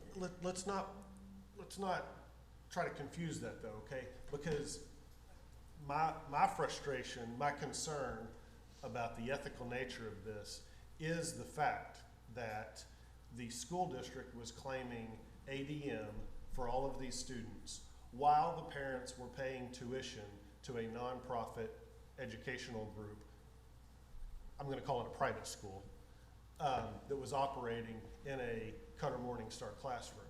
And so I have not looked through the Arkansas Code for a violation of the law necessarily, but in a situation where the school district was not providing the teachers for those kids and was not paying those teachers, I cannot believe that they would feel that it was appropriate for them to claim ADM for those kids, regardless of whether they knew what the tuition rates were that were being paid to ACA. That's the part that really smacks as inappropriate, is not providing the heavy load of education, but claiming from the state the heavy payment of education for each of those students. And the mismanagement of the attendance records. I don't sit here and say that she knew or that there was malicious intent. I just, in reviewing whether ethical violations occurred that warrant a level of discipline, it is concerning to me that this was able to operate. I feel like there were red flags that were overlooked in some degree. Mr. Wood, but we do concede there were services provided. I mean, the record's clear that there were services from the district being provided to ACA, and those aren't free, obviously. And so, but the district has already paid back all the funds. Well, I know, but I think it's appropriate for individuals that run an organization to also be accountable for the mismanagement of that organization, even when the organization has suffered consequences as well. That's why we're here. Sure. And I think it appropriate. In fact, take just 1 second to say there was a little bit of criticism in the record of the individuals at ADE that brought the complaint, and I actually want to push back against that criticism and just say that I think that it was entirely appropriate for those individuals to raise concern about whether there should be individual accountability, and just say that there should be more of that inspection of the types of programs that are running around the state. But anyway, with that, I think I've spoken long enough, and I'll let other people have questions as well. Thank Felt you, like I was Mr. on the 8th Circuit just then, Mr. Wood. That was fun. We do have attorneys on our board as well. Let's see. Next, board members to my left. Anyone else? Ms. Keener. Yeah, one thing I want to push back on too is that the LEARNS Act, it funds faith-based schools. It absolutely doesn't. I didn't mean to misspeak on I wanted that. to It be clear on allows that. parents to apply. I totally get choose, that. correct. My point there was only that there is a mechanism that would allow parents to access private parochial faith-based schools through state funding, a mechanism, and I was just trying to make it akin to that. And I know it absolutely doesn't have a direct flow to the private school. So can you tell me, Ms. Anderson, again about why the application did not include the faith-based component? You neglected to include that piece in your application. Mr. Sharp, ALE director did that. I had not done those programs descriptions. And we were under quite the timeline because, you know, that's why I continue to reach out to Jared Hogue, because we didn't get that until the 15th. And so him meeting, I don't know why it wasn't put in there. Sorry, what did you get the 15th? That's when we got the email, July 15th, we got the email that it had been approved. Or Sorry, we thought what it was had, approved? Yes, that the program had been approved. I'm sorry. The application. Well, it's called a program For description. Arch Ford or for? Well, it was for Arch Ford. So you did not receive an email about ACU? No, but on the top of it, and again, I owned that. I had we'd submitted that late, not late, but right at March 31st. And so when we submitted that, when Mr. Sharp got that to me and we submitted it together, I called Jared and said, because Mr. Sharp had put it on last year's form. And so I called Mr. Hogue and said, do we need to resubmit that program description? And he said, no, this year's form's identical to last year's form. It's not a problem. So I wanted to clear that up. And so I had been speaking to Mr. Hogue very regularly. I'd say every couple of weeks, checking on that, make sure that we'd done everything, because that was the first time I'd been involved in a program, because Mr. Sharp had been, you know, he does all of our program descriptions. He'd been involved in my AELE for 10 years, from a teacher to a director. But anyway, and that was, again, I owned not opening the email, but please understand where I was. I had been on constant communication with Mr. Hogue, and Mr. Hogue in our training with Mr. Hogue, when the district went on accreditation, he even, you know, said that we fell through the cracks. Cutter Morning Star did. And so when I got the email, because I'd been having so many conversations, is everything okay? Are we going to get this approved or whatever? When he sent it, it said Cutter Morning Star ALE. And that's why I just assumed it was RALE, not Arch Ford Cutter Morning Star. So you agree that you neglected to open? Yes, ma'am. I've taken full responsibility for that. But, you know, sorry. Can you tell me about Mr. Sharp? When he completes those applications and submits them, did you sign off on them? Did you hit submit? Tell me how the process for going through the superintendent prior to the application? Because if you're in contact with Mr. Hogue, I assume you had some approval of that application. Yes, he typically wrote the applications, and he had written them before. And then, you know, Arch Ford had been writing all of those. And then superintendents all have to sign off on them. And why is it important that you sign off on that? So we know that, you know, we're having a program. I mean, I think it's required that we sign off on them. Because, do you know why? Well, yeah, because you want to know what you're doing in your program. So you agree that you signed something without knowing what was in it? No, I read over it with him, Mr. Sharp and I read over it together. there was a piece in here, though, about the student paperwork, those that did not qualify, that you said, well, I wasn't involved in those, but you signed off on it. So I That- assume you read and knew, since you signed it, that those students that did not qualify for ALE, that you were applying to get money for students that did not qualify. No, because once we got the program, then they do hold the conferences. Okay. You see what I'm saying? So I wouldn't have Yes. known that prior to the application. So because there were several students that received, that Cutter Morningstar received ALE funding for that did not qualify, correct? No, ma'am. So, am I confused on that? No, ma'am. Can I speak to this? Sure.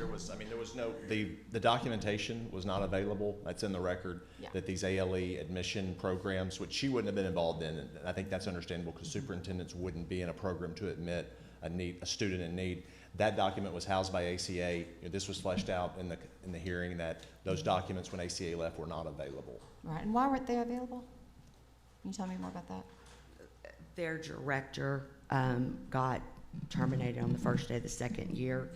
And then at that point, I didn't seek the documentation because we were told we were not an ALE and those students were not ours. So because of FERPA reasons, I didn't really have any right to those records. So I guess the conclusion I'm coming to here is either incompetence or neglect, and I'm struggling with that because you neglected to open the email to affirm that you were not approved, or what was being approved, I suppose. You neglected to read things that you signed and submitted to ADE. You neglected to follow up on your direct reports and if those things, how they were going, and neglected to protect the federal education right to privacy of those students. Those, as far as I can understand, those records of evaluations, of conferences, of very sensitive material is still MIA. And there, in my opinion, is a FERPA violation there, or at least it should be looked into. So I struggle a lot to,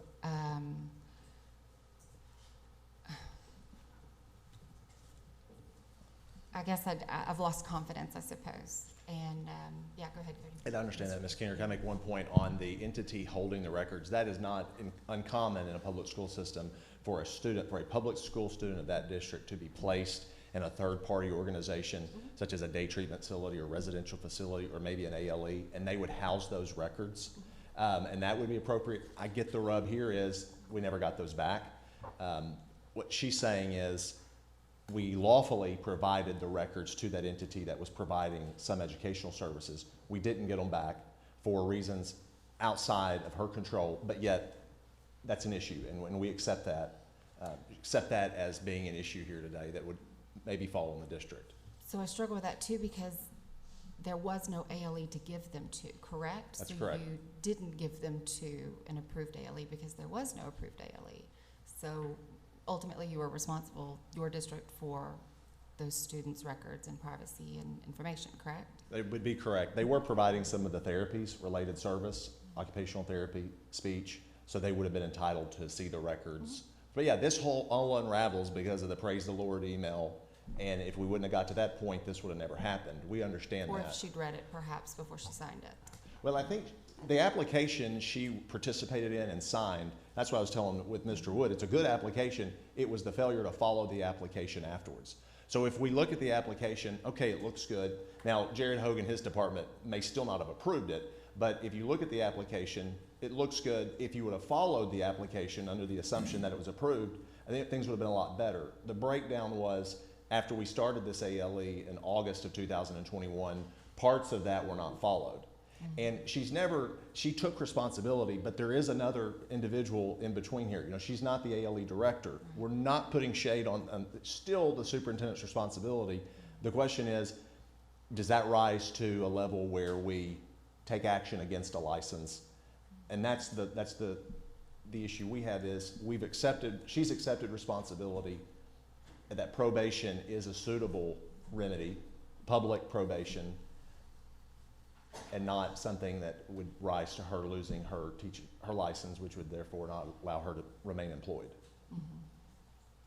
And who is Mr. Sharps? Is he your direct report? Or excuse me, was he your direct report at the time? At that time, yes. Okay.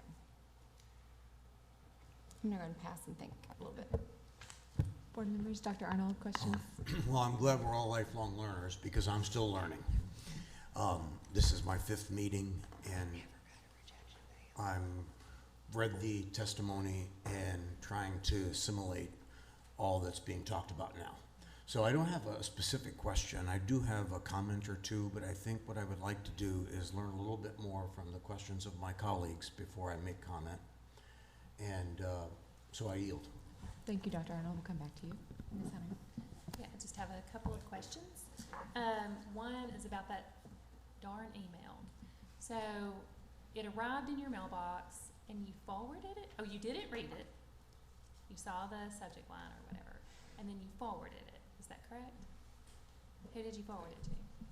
Ms. Faber. Okay. Because she, And you need to explain those. okay, well, she was my assistant. She took care of all my federal programs, and she was helping assist with the ALE. And so she served really like an assistant superintendent, but not with that title. And so she had also been involved from the beginning, and she actually knew that I'd been talking to Mr. Hogue about that. And so, yes, I forwarded it to her.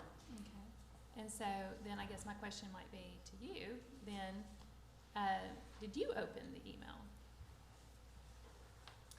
I did not open the email, and I want to clarify, at the time I was the elementary principal, not her assistant. That was the year after that. But I did not, I knew she was anxiously awaiting for the either acceptance or rejection of the ALE program from the department. And so when she sent it with Praise the Lord, I assumed that she had read it and that we had gotten the approval. And I will say that we never received a rejection or denial of the ALE application from the department. And so this was the only one that we received, and this is the one that Dr. Anderson was looking for. And so the assumption was that it was on the ALE with ACA.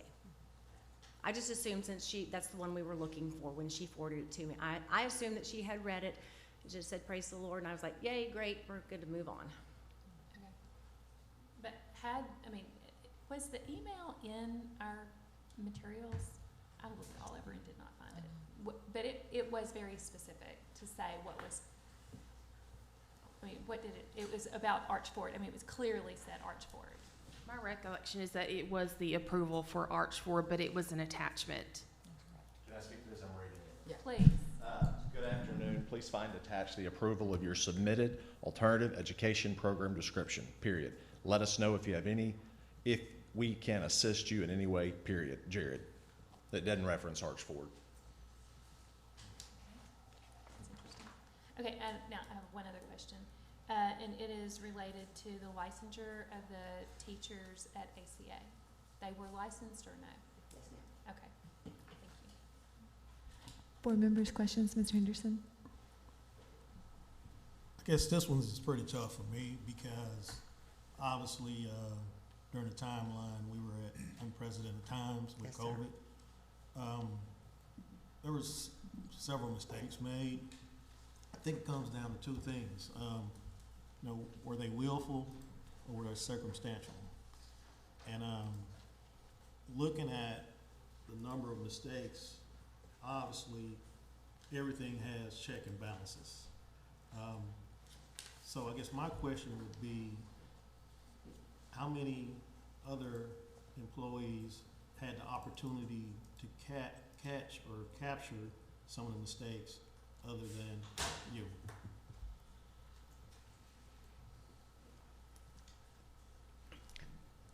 Well, I guess it would depend on which ones that happen. So we're a very small district, so we're very, very limited with eyes and hands on that. But I did not know about the attendance. I do nothing with attendance, for an example. But and the attendance was being taken at the ALE. It had just not made it from there to the person that puts it in e-finance or e-school. And so that person could have asked for it sooner, but so that would have been one person, I guess. The principal, I guess, could have asked, but I think she did ask for it, and it was supposed to be coming. It just didn't get down before we were monitored. But we had all the attendance, and it was 100% corrected as soon as it was brought to my attention. Right that very next day, it was corrected because ACA had been taking attendance. They just hadn't gotten it down to the elementary building. So, but once I was notified of that, it happened the very next day. It was corrected. I don't know if that answered your question, but. Okay. In your 25 years of employment, have you ever, I don't know if I can ask this question, have you ever had any instances or cases where you experienced things like this? Never.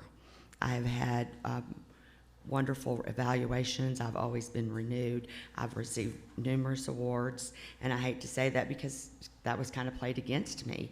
But I was a first-year COVID superintendent. We were doing everything we could to educate kids. When COVID started, we were told to send them home with packets and do this and do that. Don't teach them anything new. Review. Then we had a bunch of kids that didn't come back to school. And this was all an effort out of just trying my best to do what's right for kids. That's my heart. I've never even had my audits are good. I've never had anything like this happen. Never been reprimanded, never had a bad evaluation, never had to stand in front of the state board, never had to go in front of a legislative audit. No, sir. I am a rule follower.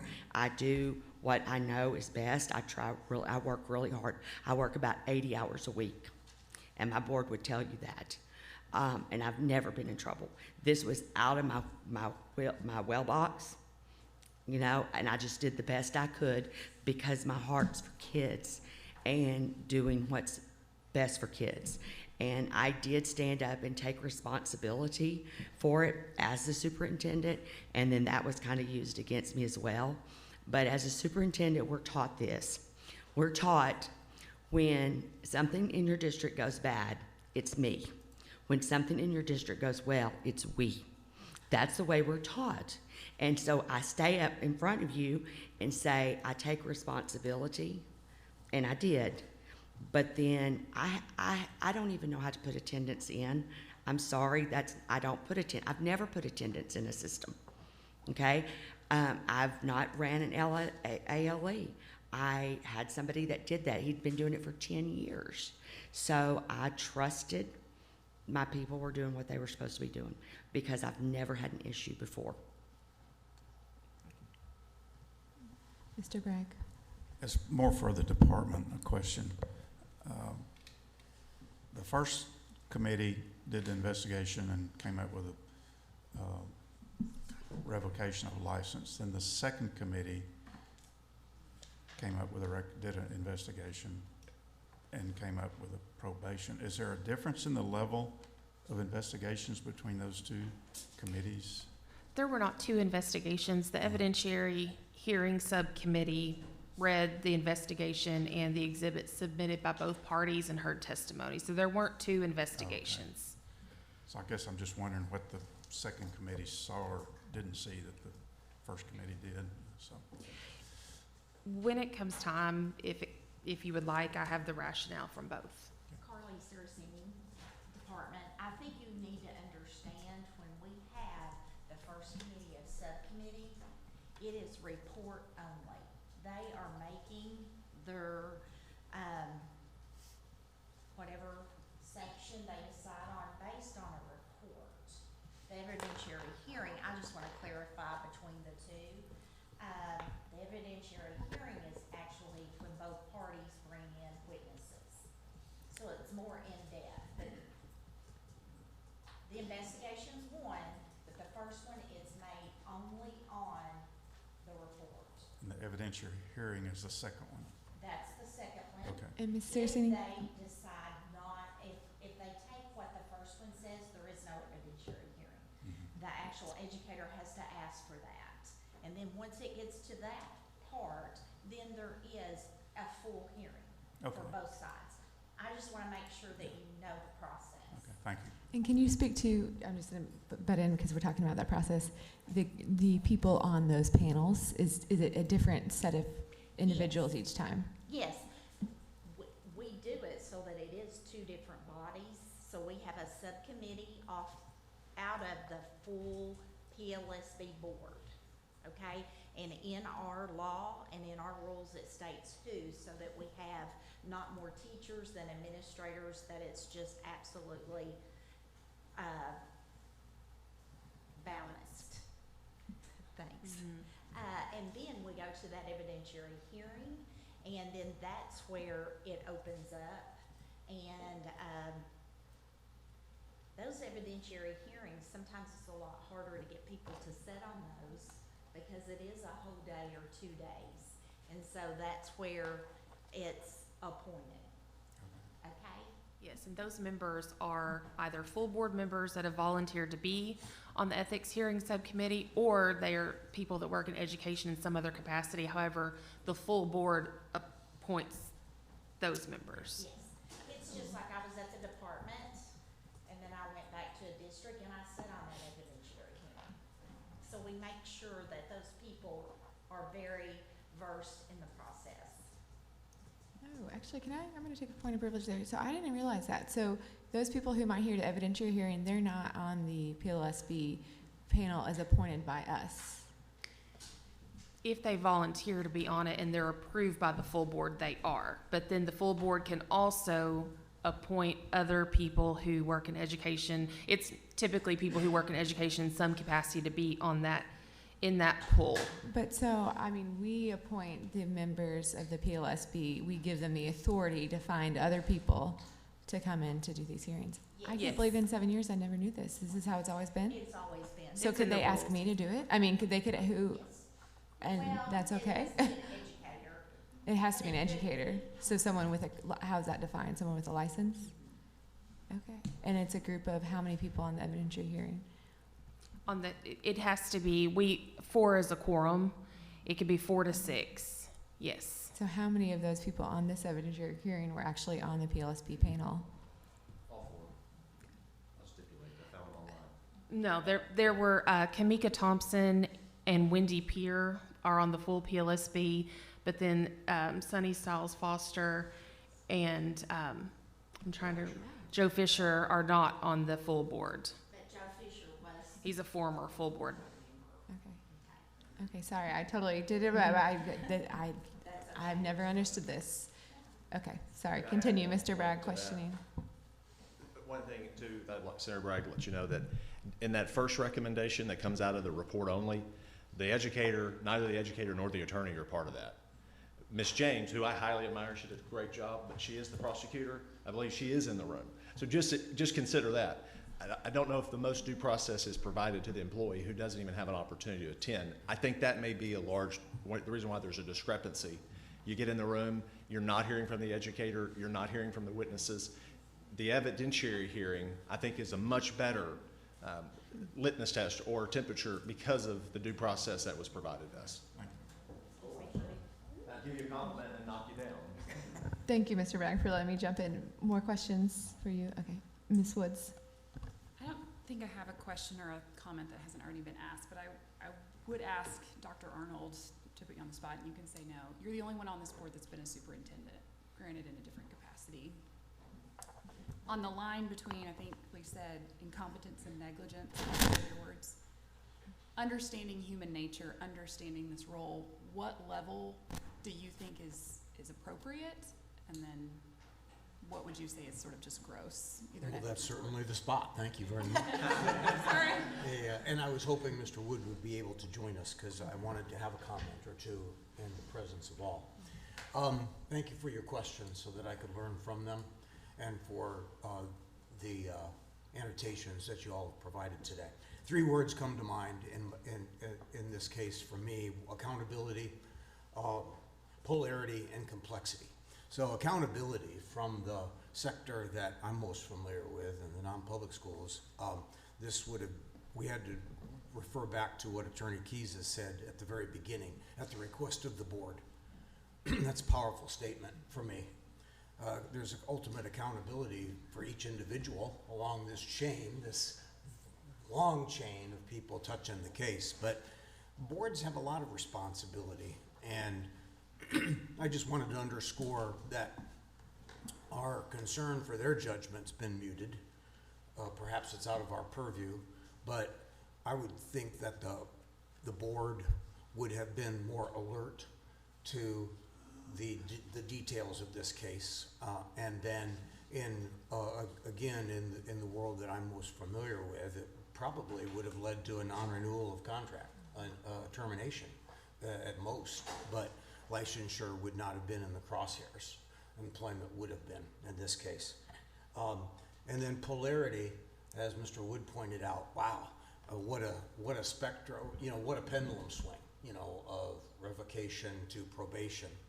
And that's been elucidated a little bit by this knowledge that the two different hearing panels were of different populations. So that played into that, I'm sure.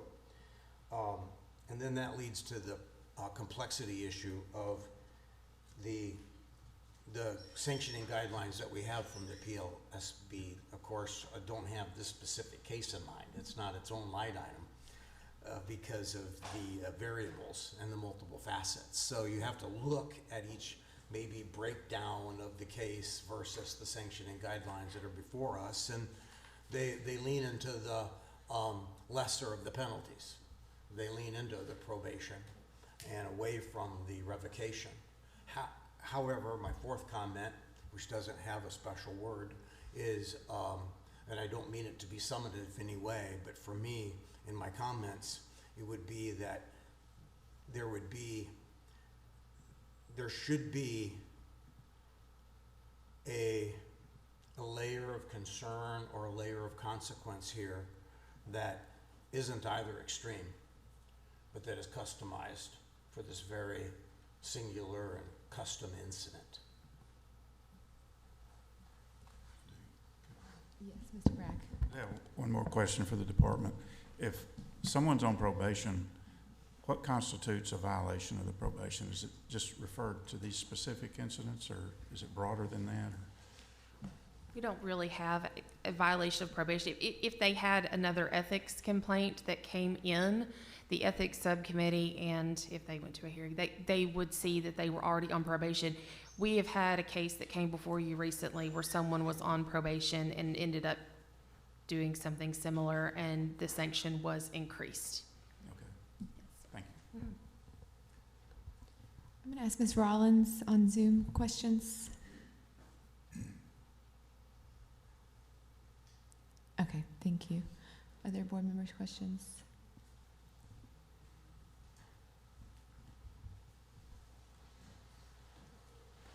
Ms. James, can you remind us what the current recommendation is, like in full? Is there? The recommendation of the ethics subcommittee was permanent revocation and a $500 fine. The recommendation of the ethics hearing subcommittee was probation, and there were a number of trainings that were also recommended, and I believe it was a $250 fine, probation of 1 year, a number of trainings, and written reflections. Quarterly? I don't see quarterly reports on here. Oh, man. So just a one-time written reflection, or? Written reflections on each training due. Oh, on each training, got it. Yes, ma'am, for approval 1 year from the date of the state board order. Thank you. Yes, ma'am.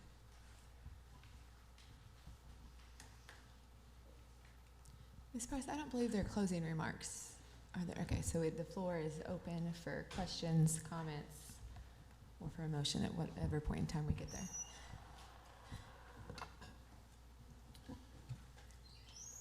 I'll make a comment. And this is the part I hate.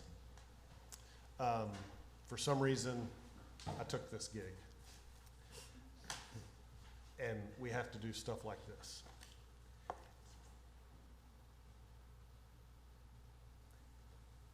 I think that there was too much there to ignore it, but I will say there is not enough there to justify the permanent revocation that the original recommendation was.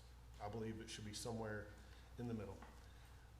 I, as one of 9 up here, do not wish to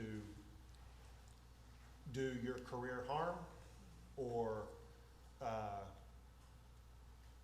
jeopardize the ability of your school district to continue employing you if that is their desire.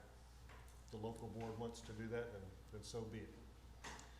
I do think that there should be something more, slightly more than probation that would send a message to clean up the house, to demonstrate the importance of getting things in order, and to send a message to other superintendents around the state that mismanagement even to this degree cannot be overlooked and just almost swept under the rug. My position would be a 30-day suspension of her license so that she can resume her position if her school district wishes to do so, and minimal interruption. Now, the process to make a motion here, so that's not a motion because not we a have a motion. threefold process to make our motion. Yes. Ms. James, do you want to walk through, or let's do this. Does anyone else want to make a comment on that or another comment at this point in time? Then let's, Just Dr. this, Arnold. as the former superintendent, in case I wasn't understood the first time, that would gel, Mr. Wood's comments would gel with mine. Yeah, Ms. Hunter.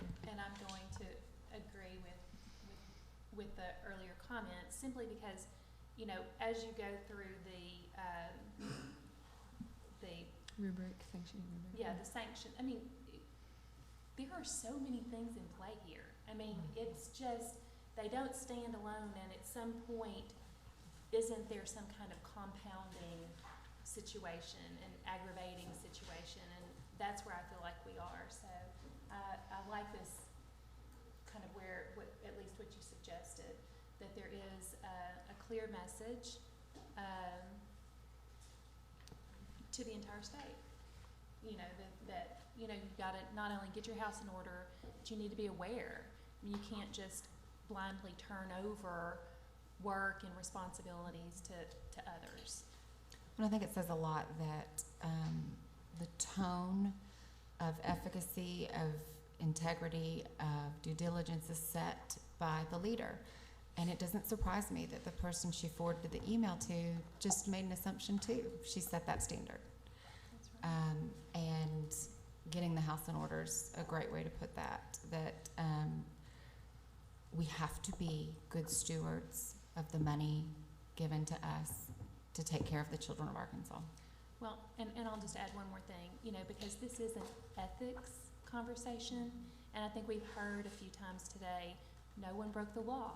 We don't know what the law says. And I mean, that's true. This isn't that discussion. It is kind of that, it is truly an ethics question. So. Thank you. Any board members, additional comments? Ms. Rollins? Okay. Ms. James, do you want to walk us through what the 3 motions look like? Yes, ma'am, and then I have a question. The first motion is whether or not the educator violated the code of ethics, and if so, it would be which standards within that motion. The second motion is whether to uphold a previous recommendation or modify that. The third motion is the rationale, and you can use the rationale from either of the previous rationales that you have, or you can modify or create your own. I do have a question if the motion is for suspension. Typically, suspension is followed by probation for a certain length of time, and typically, in order to move from suspension to probation, you would have to have paid your fine, completed your written reflections, and basically done everything else other than let the time run on the probation. I'm not sure if that's where this is going, but I just wanted to mention that. Can I ask a question? Yes, Is ma'am. 30 days enough to complete the tasks that were given in the probation? I'm not sure. That would probably be up to Dr. Anderson. There were a number of trainings and written reflections recommended.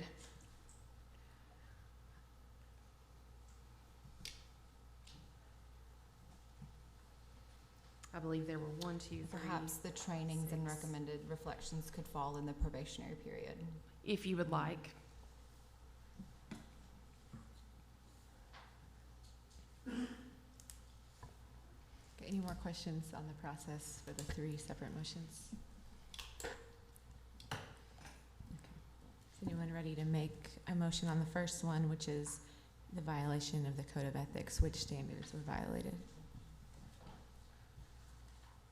And can you remind us in the evidentiary hearing, what were the 3 standards that were found? Yes, ma'am.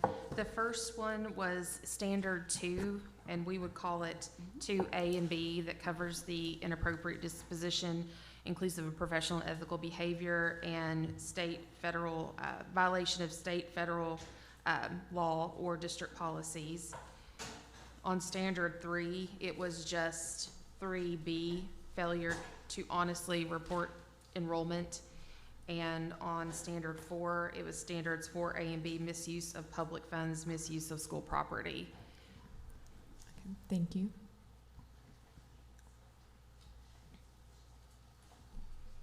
Is anyone prepared to make a motion on the violation of the Code of Ethics?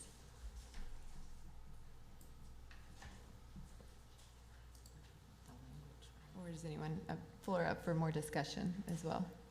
I want to make a comment because if I were to vote right now, I think my vote would be no, but that's why I want to have this discussion. Jeff, is there a rationale in your mind for a longer probationary period, like 5 years? I mean, or do you think that suspension is the only way to get the point across?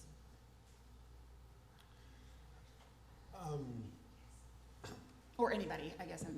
My opinion is that probation is not that big of a deal, but that suspension is a significant statement. I am trying to be measured in that statement out of consideration for the fact that there is no evidence of purpose or personal profiteering. I mean, it appears to have just been mismanagement. And in consideration of that, that's why I would do a limited suspension for the statement that comes with that. Mr. Bragg? I'm just thinking that this hearing has made a statement. I'm not, kind of like you, I'm not sure what a 30-day suspension would. Yes. In addition. So I sit here, and this is going to be an abrasive comment. Should she have been a superintendent? If I'm the boss, maybe not. Probably not. There's a lot of issues that we had here. But at the same time, that's not my decision. That's her board's decision whether to employ her. They have chosen to employ her, and so how do we help her land better off than where she is now? And I feel like a 30-day suspension is a slap on the hand to say, we don't like what you did a bad job. And then, I mean, I guess we can choose a longer probationary period after, or we can take the next 3 years and say, here's how you become a better superintendent. And her board can decide whether to continue to employ her. That's where I'm at right now, so. That's why I'm struggling, I just don't know. Ms. Rollins, yes, you may weigh in. I'm concerned about a suspension because to me that really punishes the whole district, especially at this time of year. We're in the middle of testing and end of school year activities. I struggle with that. Yes, I believe that there was wrongdoing, and I'm not so sure it was intentional, just negligence. Anyways, that's my comment. Mr. Henderson, comment? Yeah, for me, you know, when I think about what Ms. Woods said, you know, I think about those two components that really makes this a struggle for me. Number one, being the pandemic. Number two, first-time superintendent. If there was a track record of being in that leadership spot, you know, I would feel comfortable with the suspension.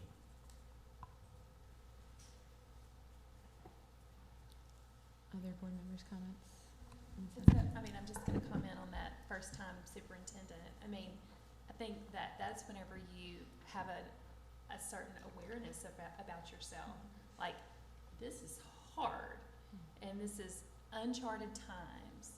And so I'm really gonna step up, and I'm gonna make sure every I is dotted and every T is crossed. And, you know, so that's just kind of my view of that. I respect what you're saying, but, you know, and here we are Monday morning quarterbacking everything. I recognize that. And I agree with you, but during the pandemic, it was people wondering what the next day was going to be like, Sure. what the next hour was going to be like. So focusing on learning was very difficult at that time. Sure. Could I ask Mrs. Woods to restate her personal summary? So, my summary is, do I think she was probably incompetent as a first-year COVID superintendent? Yes. If this was an employment-only decision and we were trying to decide should she keep her job or not, I don't know that she should have kept her job, but that's not my call to make. That was her board, and her board continues to employ her. The question is, if she's still employed, how do we help her become better? And I don't know if a 30-day suspension is going to do anything, especially to Ms. Rollins' point. We're in the middle of April. We're about to enter into testing season. This punishes more than just her. Or do we give a 3, 5, 7, 10-year, I don't know, probationary period, and if the board continues to employ her, we help her become a better superintendent? And again, I don't know that suspension's not appropriate. I'm conflicted. So I just wanted to open up that discussion. Thank you. To that point, we've talked often about apprenticeship models, mentorships with first-year teachers. You know, I think principals have to have a shadow year where they follow before they're ever kind of handed the reins on their own. I am concerned that the person that she sought counsel from was not the appropriate person. Maybe perhaps assigning her a mentor or someone that could give some guidance on how to handle direct reports and follow the data and things, just to keep up with things, right? Because when you are drowning, having someone to check in with that knows what they're doing can be very helpful. But I don't know the process for that.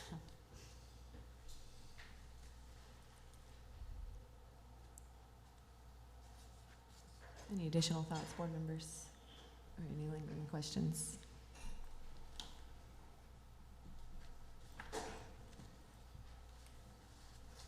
Okay, so as a reminder, the first motion is around which of the code of ethics were violated. The second will be the sanction, and then the third is the rationale for that sanction decision. Yes, ma'am, and because at the hearing, they found for parts of, I believe, 3, but not all. So if you wanted to make a motion that she violated the code of ethics and listed the standards, if you agree with the standards at the hearing, you might want to specify that in your motion. That's just a suggestion.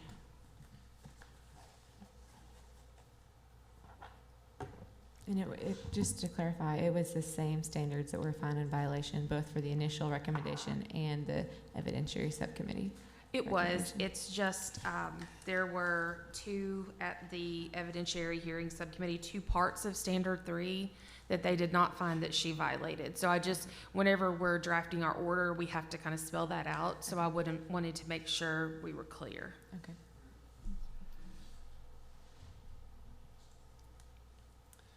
Which items did they find that there was no preponderance of the evidence? The failure to honestly report attendance under Standard 3 and the failure to honestly report cycle reports were the two that they didn't find any evidence of at the hearing. So I think I'll make a motion that we find that she did violate, and help me if I get the numbers correct, 2A, 2B, 3B, 4A, and 4B. Yes, ma'am. Okay. Yes, ma'am, as listed on the form, yes, ma'am. And I'll just to second clarify, that. okay, so there's a motion by Ms. Keener, a second by Mr. Wood. Is that clarifying that, are those are the same ones found by the evidentiary hearing? Yes, ma'am. Okay, so on the floor is a motion for the violations of the Code of Ethics. Questions before vote? Okay. We will do a vote by member. Ms. Keener? Yes. Sorry. Mr. Wood? Yes. Oh, you made the motion, so I get you. But you still get to vote, right? Yeah. Dr. Arnold? Yes. Okay, Mr. Wood? Yes. Ms. Hunter? Yes. Mr. Henderson? Yes. Mr. Bragg? Yes. Okay, Ms. Woods? Yes. Ms. Rollins? Yes. Okay, so the motion passes in regard to the violation of the Code of Ethics. The second motion is in regard to the sanction. So the floor is open for the next motion.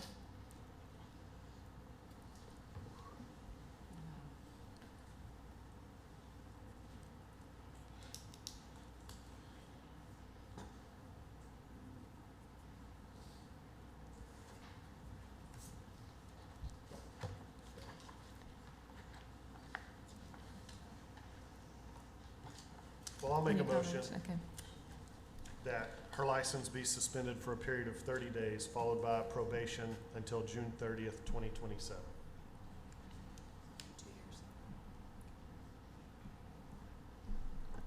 There's a motion by Mr. Wood. Is there a second? Second. A second by Ms. Hunter. Any questions or comments before we take a vote? Okay. Dr. Arnold? Yes. Ms. Keener? Yes. Mr. Wood? Yes. Ms. Hunter? Yes. Ms. Rollins? No. Mr. Henderson? No. Mr. Bragg? No. Ms. Woods? No. And I will vote yes. So that would make it 5-4. And may I ask, with the sanction, there would also need to be, if you would address the fine, the trainings, and the written reflections, and how you would like for that to be listed out for her. Okay. Will we need an additional motion for that? Yes, ma'am, because it wasn't in the previous. Yes, Okay. ma'am. So the initial motion passed, and that was for 30-day suspension followed by a 2-year probation without any fines or development attached. Do we do another motion for any fines or development? Okay. I think Mr. at this Wood, point, you would, do you want to? you or- would have Do to, you have if you to? want to have those additional. I care about the reflections and the professional development portion of that. I don't care about the fine. I do care about the fine only because I imagine this was a pretty costly process for the department. Okay, so does someone want to make a motion? Were those the recommended sanctions from the hearing committee? Yes, ma'am. The hearing subcommittee recommended a $250 fine, numerous AAEA trainings around revenue and fiscal planning, things of that nature, and then written reflections on each training. They would actually be due back to the state board for approval within 1 year from the date of the state board order. That was the hearing subcommittee's recommendation. So perhaps I'll make a motion that we accept the recommendations for sanctions, however, that they are to be completed in the 2-year probationary period, before the end of the 2-year probationary period, perhaps. And does that include the fine? What, I'm And sorry? that includes the fine as well? It does include the fine, correct? Okay. Go ahead. I was gonna say, a point before somebody seconds the motion. I understand the rationale of this was a costly process, but $250 doesn't probably compensate back, considering we just cut off her income for the next 30 days as well. Did we? I think that's part of suspension, is it not? I think I it don't has know to if be that would said. cut off her income.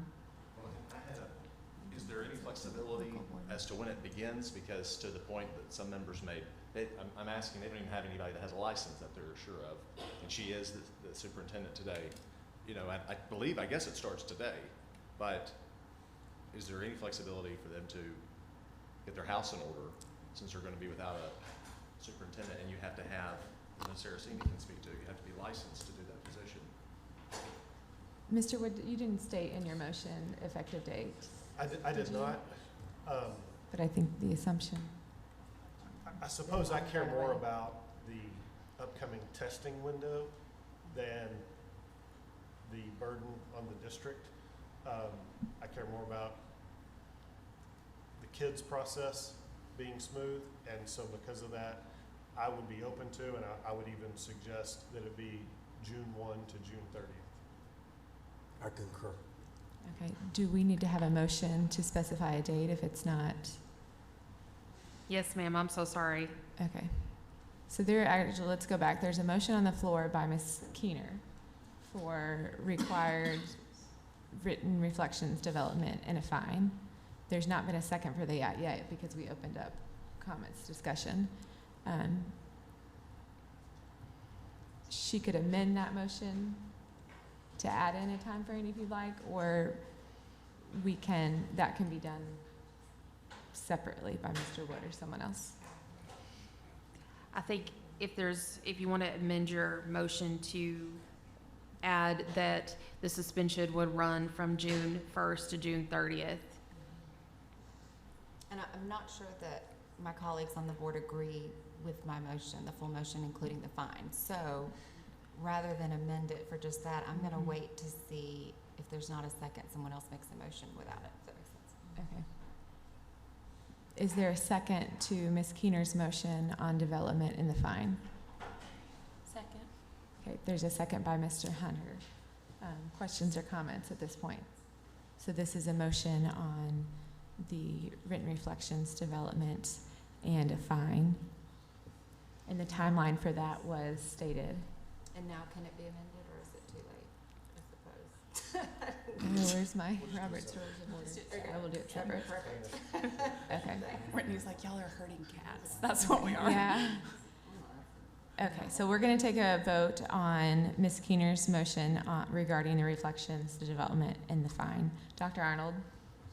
The motion included a fine? Yes. I vote no. Ms. Keener? Yes. Mr. Wood? No. Ms. Hunter? Yes. Ms. Rollins? Yes. Mr. Henderson? No. Mr. Bragg? No. Ms. Woods? No. Okay, motion fails. Okay, so now we're back to, so far the sanctionings that have been done is the one motion by Mr. Wood. So the floor is open for another motion. If someone wants to make another motion, the floor is open. I'll move to include as part of the sanction, the readings and personal reflection that were previously recommended, and that those be completed by the end of the probationary period. There were not readings recommended by the Ethics Hearing Subcommittee. They were trainings. Training. Is that what you would like? Yeah. Okay. Sorry, I've been using the I'm wrong so words sorry. too. I apologize. I don't have it in front of me. I wish I did, but that's my fault, not yours. Okay, trainings, and then did you want to do timeline in that motion? And that the suspension previously approved be served from June 1, 2025 to June 30th, 2025. Okay, so there's a motion on the floor by Mr. Wood in regard to the trainings and written reflections to be completed within the probationary period, and the suspension to be specified a certain dates. Any questions on the motion? And is there a second? Okay, a second by Mr. Bragg. We'll take a vote. Dr. Arnold? Yes. Ms. Keener, Yes. Mr. Wood, Yes. Ms. Hunter, Yes. Ms. Rollins, Yes. Mr. Henderson, Yes. Mr. Bragg, Yes. Mr. Woods. Just, Ms. Wood. That's fine. Just Clarification. Gabby. So this is basically a restatement of our previous vote where half of us voted no? Or no? No fine. There's no fine in it. It is required trainings within 2 years and this date specification for the suspension. Right, I think my vote is still no because I don't know that I agree with the suspension. So Okay. there we go. Okay, no, but with that, the motion passes. Okay, so now the floor is open for another motion in regard to the rationale for the decision. Yes, ma'am, and I'm happy to read back the rationale of the Ethics Hearing Subcommittee if you would like. Okay. The rationale there was statement of factual evidentiary support.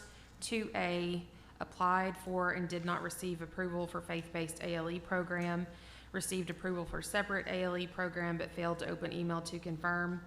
Administrator, or 2B, administrator knowingly accepted students under school choice despite a desegregation order. 3B, knowingly accepted students under school choice despite a desegregation order. They have the same rationale, those two. 4A, accepted funds for students that were not properly classified as ALE students when requested by ADE. The funds for the ALE students and foundation funding were returned. 4B, testimony that resources were used by private institution, playground nurse, library, resource officer. Mitigators were no prior violations of or similar offenses, no testimony supporting the educator was responsible for attendance reporting, no evidence that educator falsified cycle reports, district met responsibility of probation set forth by ADE. Aggravators were admitted to knowing that parents falsely reported demographic data, admitted to not knowing what happened to ALE files that were never recovered, high level of negative impact on the district, and students being misplaced. District was placed on probationary status from accreditation. Additional rationale, administrator is a veteran educator and should have known her actions violated the code of ethics, contradicted her state board testimony regarding personal responsibility. So that was the rationale stated. There's the floor is open for a motion regarding the rationale for the decision made today.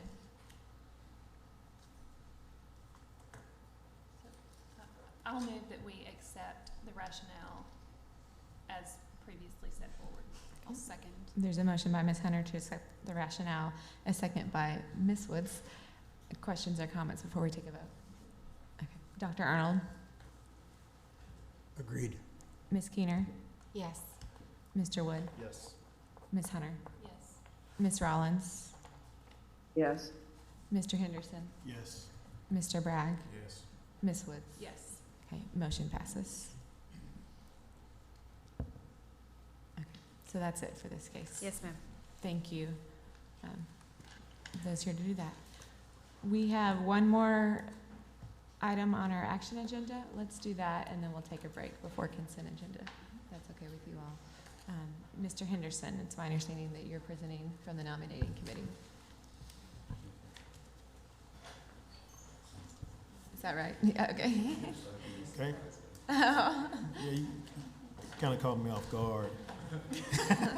So last month, we appointed the nominating committee, Mr. Henderson, Ms. Hunter, and Ms. Woods. So appreciate you all for doing that. Okay, yeah, I was part of a nominating committee, Ms. Woods and also Ms. Hunter. It was tough, but unanimously, we agreed and hope the board sees it the same for Ms. Woods to be our incoming board chair and Ms. Hunter being our incoming vice chair. Thank you all. I'd like Can to you make make a that a motion motion? for Okay. Hear, hear. There's a motion by Mr. Henderson. Is that a second? Yes. By Mr. Wood. All in favor say aye. Aye. Any opposed? Motion passes. Congratulations, Ms. Woods. I would like to point out that Ms. Hunter and I don't know that we were unanimous in our own votes, but I unanimously voted for her, so. Same. I did have a little influence on that. Well, thank you both for stepping up and for your service, and I look forward to watching you. With that, let's take a break before we get to our consent agenda, and we'll knock out the rest. Yeah, 5 minutes. Well, let's realistically be back here at 11:40. 50.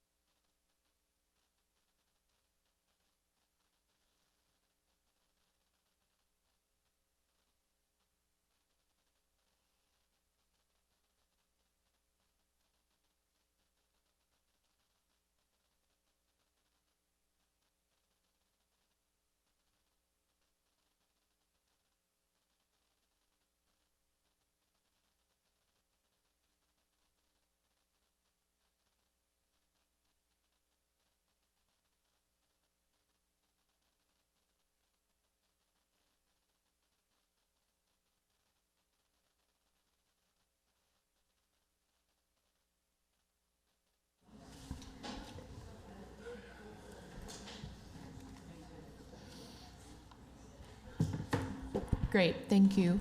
Welcome back. We are here with the consent agenda.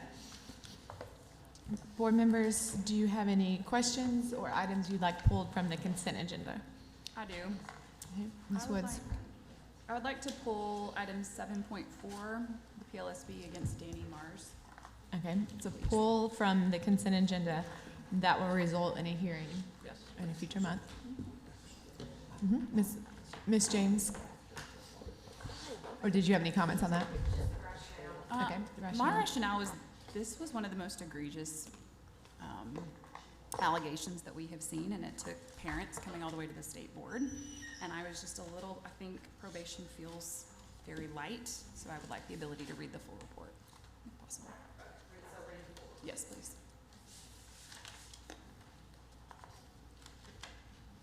Has that Dr. case Moore, been to an so- evidentiary hearing? It's still confidential at this time, Okay. so I can't really answer any specific questions. Okay. Board members, are there any other action items that we'd like to be pulled? Consent.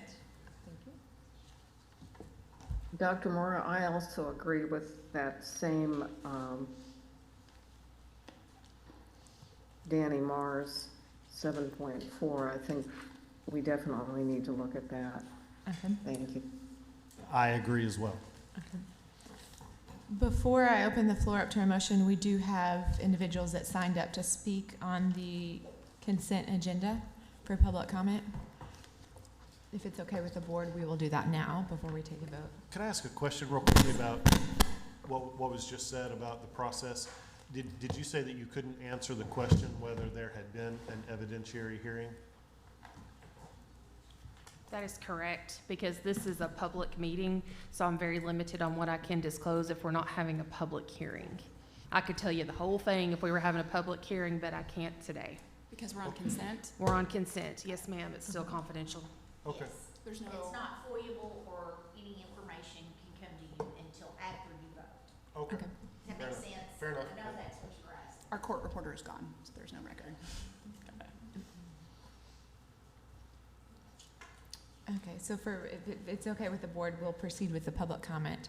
If those individuals who signed up would still like to speak. First, we have Miss Angie Edwards.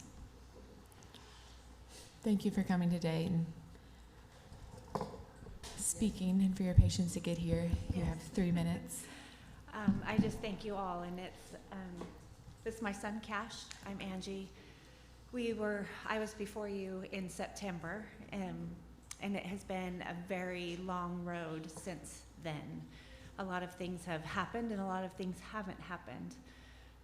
Since then, myself and another parent were sued in court for defamation because we came before the state school board. This process has been frustrating. We tried to go to do the steps. We tried to go to the administrator, our local school board, and you all were so gracious to hear our voices. And I want you to know what you put into motion. You gave us a voice that we mattered, that my son mattered, that all of the kids in that school mattered. Unfortunately, the school has failed to move forward in any kind of manner to fix this problem. So we've went to you. We've also had House Representative Keith Brooks created a bill for us. It's called Eli's Law, and it passed last night in the Senate. We're so proud that it will require audio devices in the locker rooms. Because at this point, our kids are still in a very vulnerable situation. They are in a locker room for long periods of time without supervision. And the administrators and the coaches are not taking that in a serious manner. And that has to stop, because our kids are being abused, and it just isn't fair. It also limits us as parents of what we can do. Do we pull our kids from school? Do we take them from sports programs because their safety is in danger? dignity has been taken from them. And why? I am so proud of a superintendent that I have to just brag on, Ferris Smith, is that his name? Who took it upon himself to implement these recorders in his locker room. He wasn't told he had to do it. He wasn't mandated he had to do it. He did it on his own doing because he knew that the safety of kids were first and foremost in his school. And I'm so proud of him. And he has set such a precedence that I hope that other superintendents take and follow him in that. And that's what I'm here for. Our coach, DJ Mars, has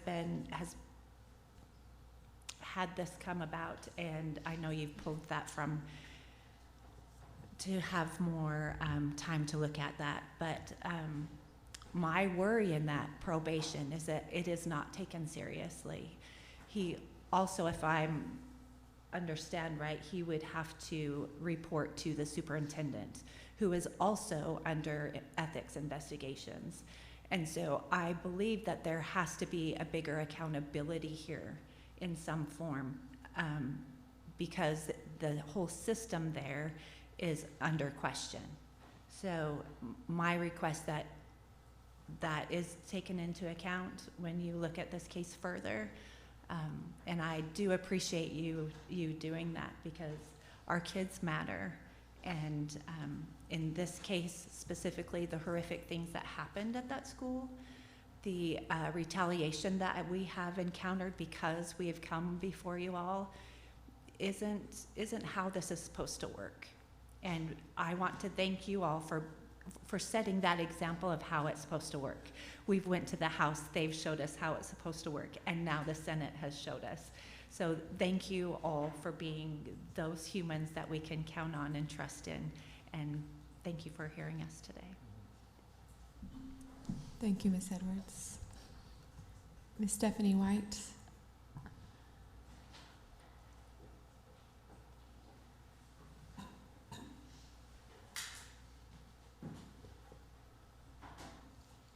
Good morning, everybody.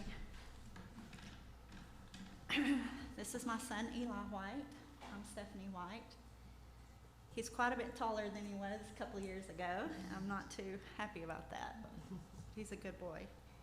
I'd just like to, first of all, thank you for hearing us last September, and thank you for hearing us today, and thank you for all the time and effort that has been put into the care of our children and the safety of our children across the state. We chose to homeschool. The people that I trusted to take care of Eli absolutely did not. They have no compassion. They have no remorse. And so I just feel it's best that he's home with me until we see some huge change or decide to make our own move. Thank you for pulling the consent for DJ Mars. I do feel like it's not enough. I'll tell you that before September, my son would have told you that he loved Coach Mars. He'd do anything for Coach Mars. He played his heart out, but he now sees he had a hidden agenda, and it wasn't for the care or safety of children. It was for a football win. Their policies and procedures specifically state that if you are on any court-ordered probation or any kind of disciplinary, that you will not participate in extracurricular activities. We had 5 boys were convicted of several things that they did: assault, harassment. The next one left me, but now it's time for the adults to have their consequences and be held accountable for things that they have allowed to happen over and over again. Our lives changed 11 months ago today. What should have been a meeting with the administration, and then they should have to report the abuse happening in the locker room, should have been followed by their own policies and procedures, placing consequences on the bullies and those who did wrong, followed by offering counseling to the victims and the ones who caused harms, for their well-being in life, to learn, to grow from their mistakes, to heal. The school has these resources to offer these things when children are hurt, and we were slapped shut, literally. They completely shut us down as parents and targeted the victims and spotlighted them as the problem.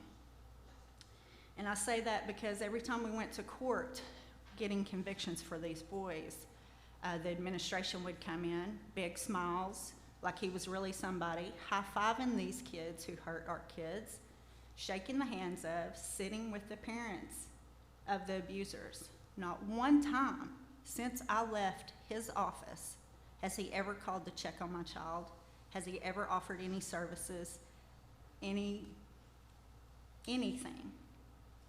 Not 1 ounce of compassion has came from that school. I was sent an email that a Title IX investigation was underway. Then we received phone calls and letters from a Mitchell Williams Associates. So we all set appointments, talked to this lady, only to find out later when we were waiting on the results that this was a private investigation done by the school. None of us would have ever talked to this lady if we knew it wasn't a Title IX investigation. So I felt like we were frauded again, only to get all of the information for the school. Ms. Edwards mentioned that her and I have been sued for defamation of character, threatening, and harassment. We feel like this was a slap lawsuit. The judge, it finally came to court last Wednesday. The judge threw out 3 charges and then gave them 24 hours to certify the statements that they created a case against us on. They came in the next day and voluntarily withdrew the case without prejudice to still keep a scare tactic on us, to keep our mouths shut. That's just the kind of power that this administration thinks that they have. And it is only you that can change that. The coach and the administration have failed the people who harmed our kids, the kids that were hurt, and the kids that are still there today. If they don't have the compassion to care about the safety or to make our kids prove the hurt that happened to them and still do nothing about it. So I thank you for standing up for Eli. I thank you for standing up for Cash. Thank you for standing up for their other friends who can't be here today. And most of all, I thank you for holding those accountable who could care less to our situation. There have been some great things come out of this, but with integrity, we always teach our kids to do the right thing. We think it's time that these adults do the right thing or are put in their place. Thank you. Thank you, Ms. White. And I believe that was all I had signed up for public comment. Okay. Thank you all. So with that, any questions or comments on the consent agenda items?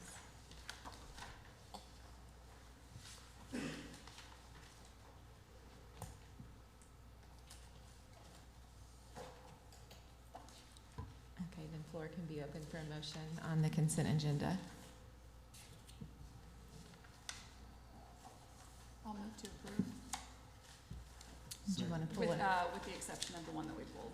Okay, so can you restate the motion? I'll motion to accept the consent agenda with the exception of item 7.4.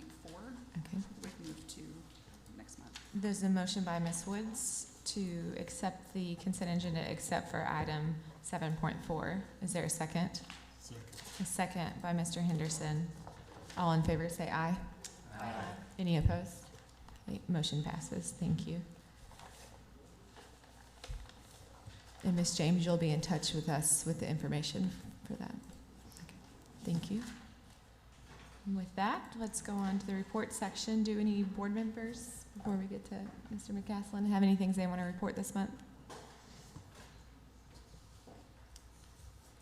Mr. McCaslin, we'd love to hear I guess I'm up. how you are. How many more meetings here?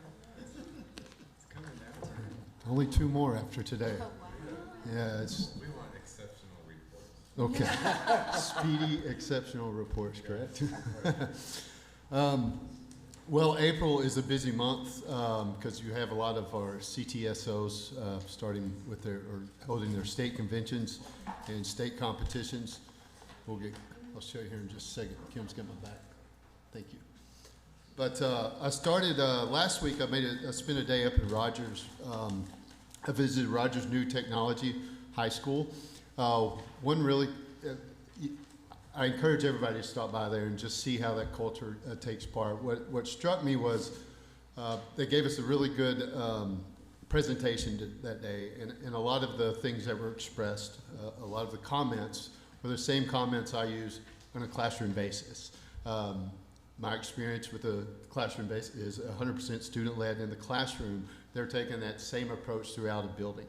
And it was really neat to watch those students lead the presentation, lead the tours that day, and how they've really taken ownership of their learning. But shout out to them. Their culture is awesome, and I've always been one to state that it starts with your culture, and they've really got a neat thing going on there at Rogers New Tech. That afternoon, went across town and spent the day at Rogers Heritage High School with Tanya, who's the CTE director there, and gave us a tour of the new launch facility. They expanded their CTE facility last fall. It's a grand opening there. They offer a variety of hands-on experiences for a variety of pathways for their students. Then the day before, spent in Fayetteville at the University of Arkansas with the FFA Career Development event. There were hundreds of kids there competing in dozens and dozens of different categories as far as career pathways. Now, they will celebrate and honor those winners at the end of this month at the FFA State Convention, which will be the last week in April. And sped down that Friday, sped down I-40, dodging storms and wall clouds like everybody else in the state. Got to Bryant just in time for the Arkansas Scholastic Press Association. Within about 30 minutes of me getting there, we had to send all the kids home to dodge the storms that were coming through Bryant at that time. The only thing they really missed out on that day was me speaking, so it was a benefit for them. They got to go the next day. They picked back up, but unfortunately, once again, Saturday, as you all recall, if you're in Central Arkansas, was just as nasty as that Friday, so they had to cut the convention short, but they got all their competitions in, as well as announcing their winners. And I just want to update you on Caddo Hills, a special student there, Levi. 2 years ago, Caddo Hills became Caddo Academy. They're I believe in their second year of becoming an academy, and so a lot of their programs are just getting going. They did reach a milestone with their machinery. Let me say that correctly. Manufacturing program, sorry. They started an internship with Mount Ida Machinery, which is 20 minutes down the road. Now, we've spoken about rural challenges, and one of the challenges for rural schools and rural communities is your geography and your transportation. But here's an example of that's just a challenge, it's not a barrier. So Levi, this spring, started their first internship with their manufacturing program at Mount Ida Machinery, which is 20 miles away. And on Monday after graduation, Levi will start his career with Mount Ida Machinery as well. So just a great example of the way they're doing things there at Caddo. And then just an update on my PLS journey with the Presidential Leadership Scholars Program. We, this past month, we had Module 3, which was here in Little Rock at the Clinton Library, Clinton Presidential Center.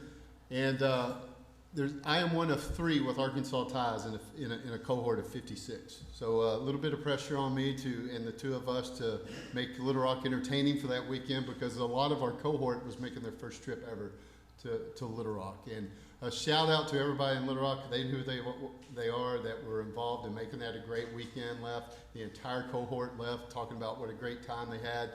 One of our first stops was the Thursday morning before the module started, and we visited Little Rock Central High School. And shout out to Jasmine there, who was our tour guide. Just went above and beyond as far as making that a very emotional and a very educational experience for everybody. It was the first time I had actually gone through the tour as well. But really emotional moment for a lot of our cohort. And we were glad that we could give them that opportunity. And then special night on Thursday night was Secretary Clinton and President Clinton both visited us. We had Q&A sessions with them.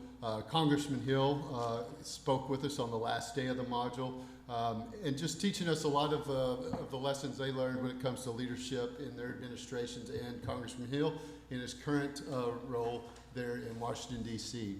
On that Thursday night, I had the special gift of being able to be seated with President Clinton there during dinner.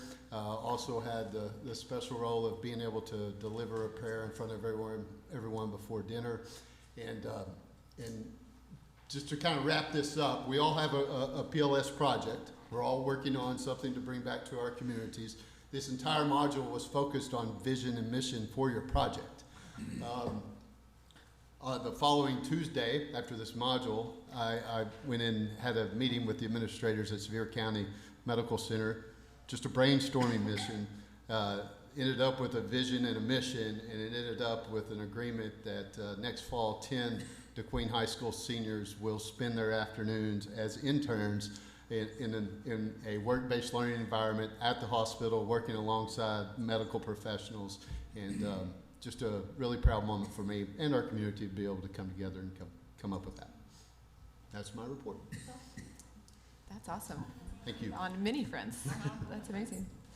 Yeah. Any more questions or comments? Awesome. Okay, last we have the commissioner's report. Secretary's report. I'm going to keep my comments brief because I just want to remind everybody that after we take a little bit of a recess here, we're going to reconfigure the room to engage in a board workshop to talk about where we are with accountability and some recommendations that will be coming towards the boards and just through the standard setting process. I'm going to reserve my comments for them. I don't know if you want to establish the time to reconvene. Lunch is here, so is it too ambitious to be back here at 1, do we think? What do y'all think? Is that okay with you all? Yeah, that's good. Okay. Let's do that. So let's I'm okay. end this now. We are on this side of the building, second floor, and then we'll be back in here at 1 if that's enough time for the team to get ready. Okay, and with that, Before we adjourn. One second. Could I say one thing?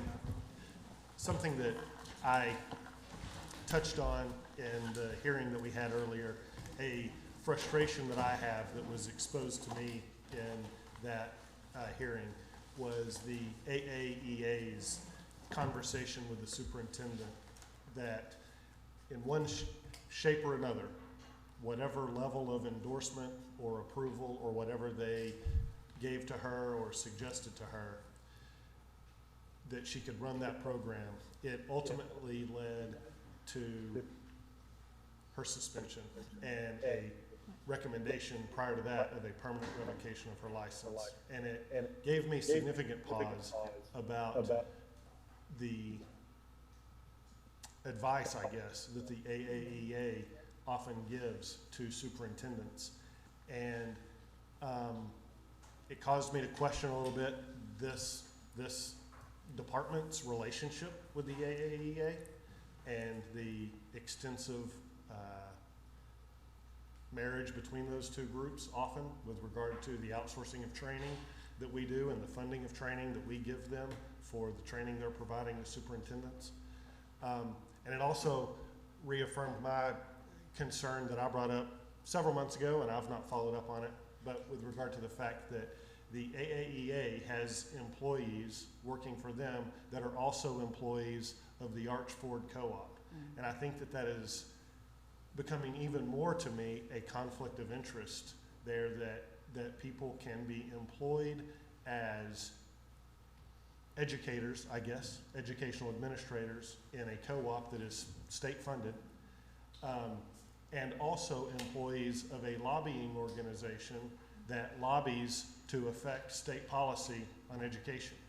And I am going to renew my request for an explanation as to how those employees can be employees of both. And I'll be a little more persistent. I'm not saying that I know whether it's right or wrong. I'm just saying I would like someone to think about it and explain to me how it's right. And anyway, sorry to end on a downer. I know that's. Well, I but- could have opened the floor, but again, any other comments or questions, board members? I, to just add to that, I feel like there were no winners from the hearing today. It didn't feel great, except that maybe the AAEA is our winner because they, will get funding for training and continuing. It felt like regardless of how that went, they came out ahead, and so that was an interesting tidbit, but. Questions to get answered. Okay, board members. Okay, with that, we'll end our formal board meeting. We'll be back here at 1 o'clock for a work session.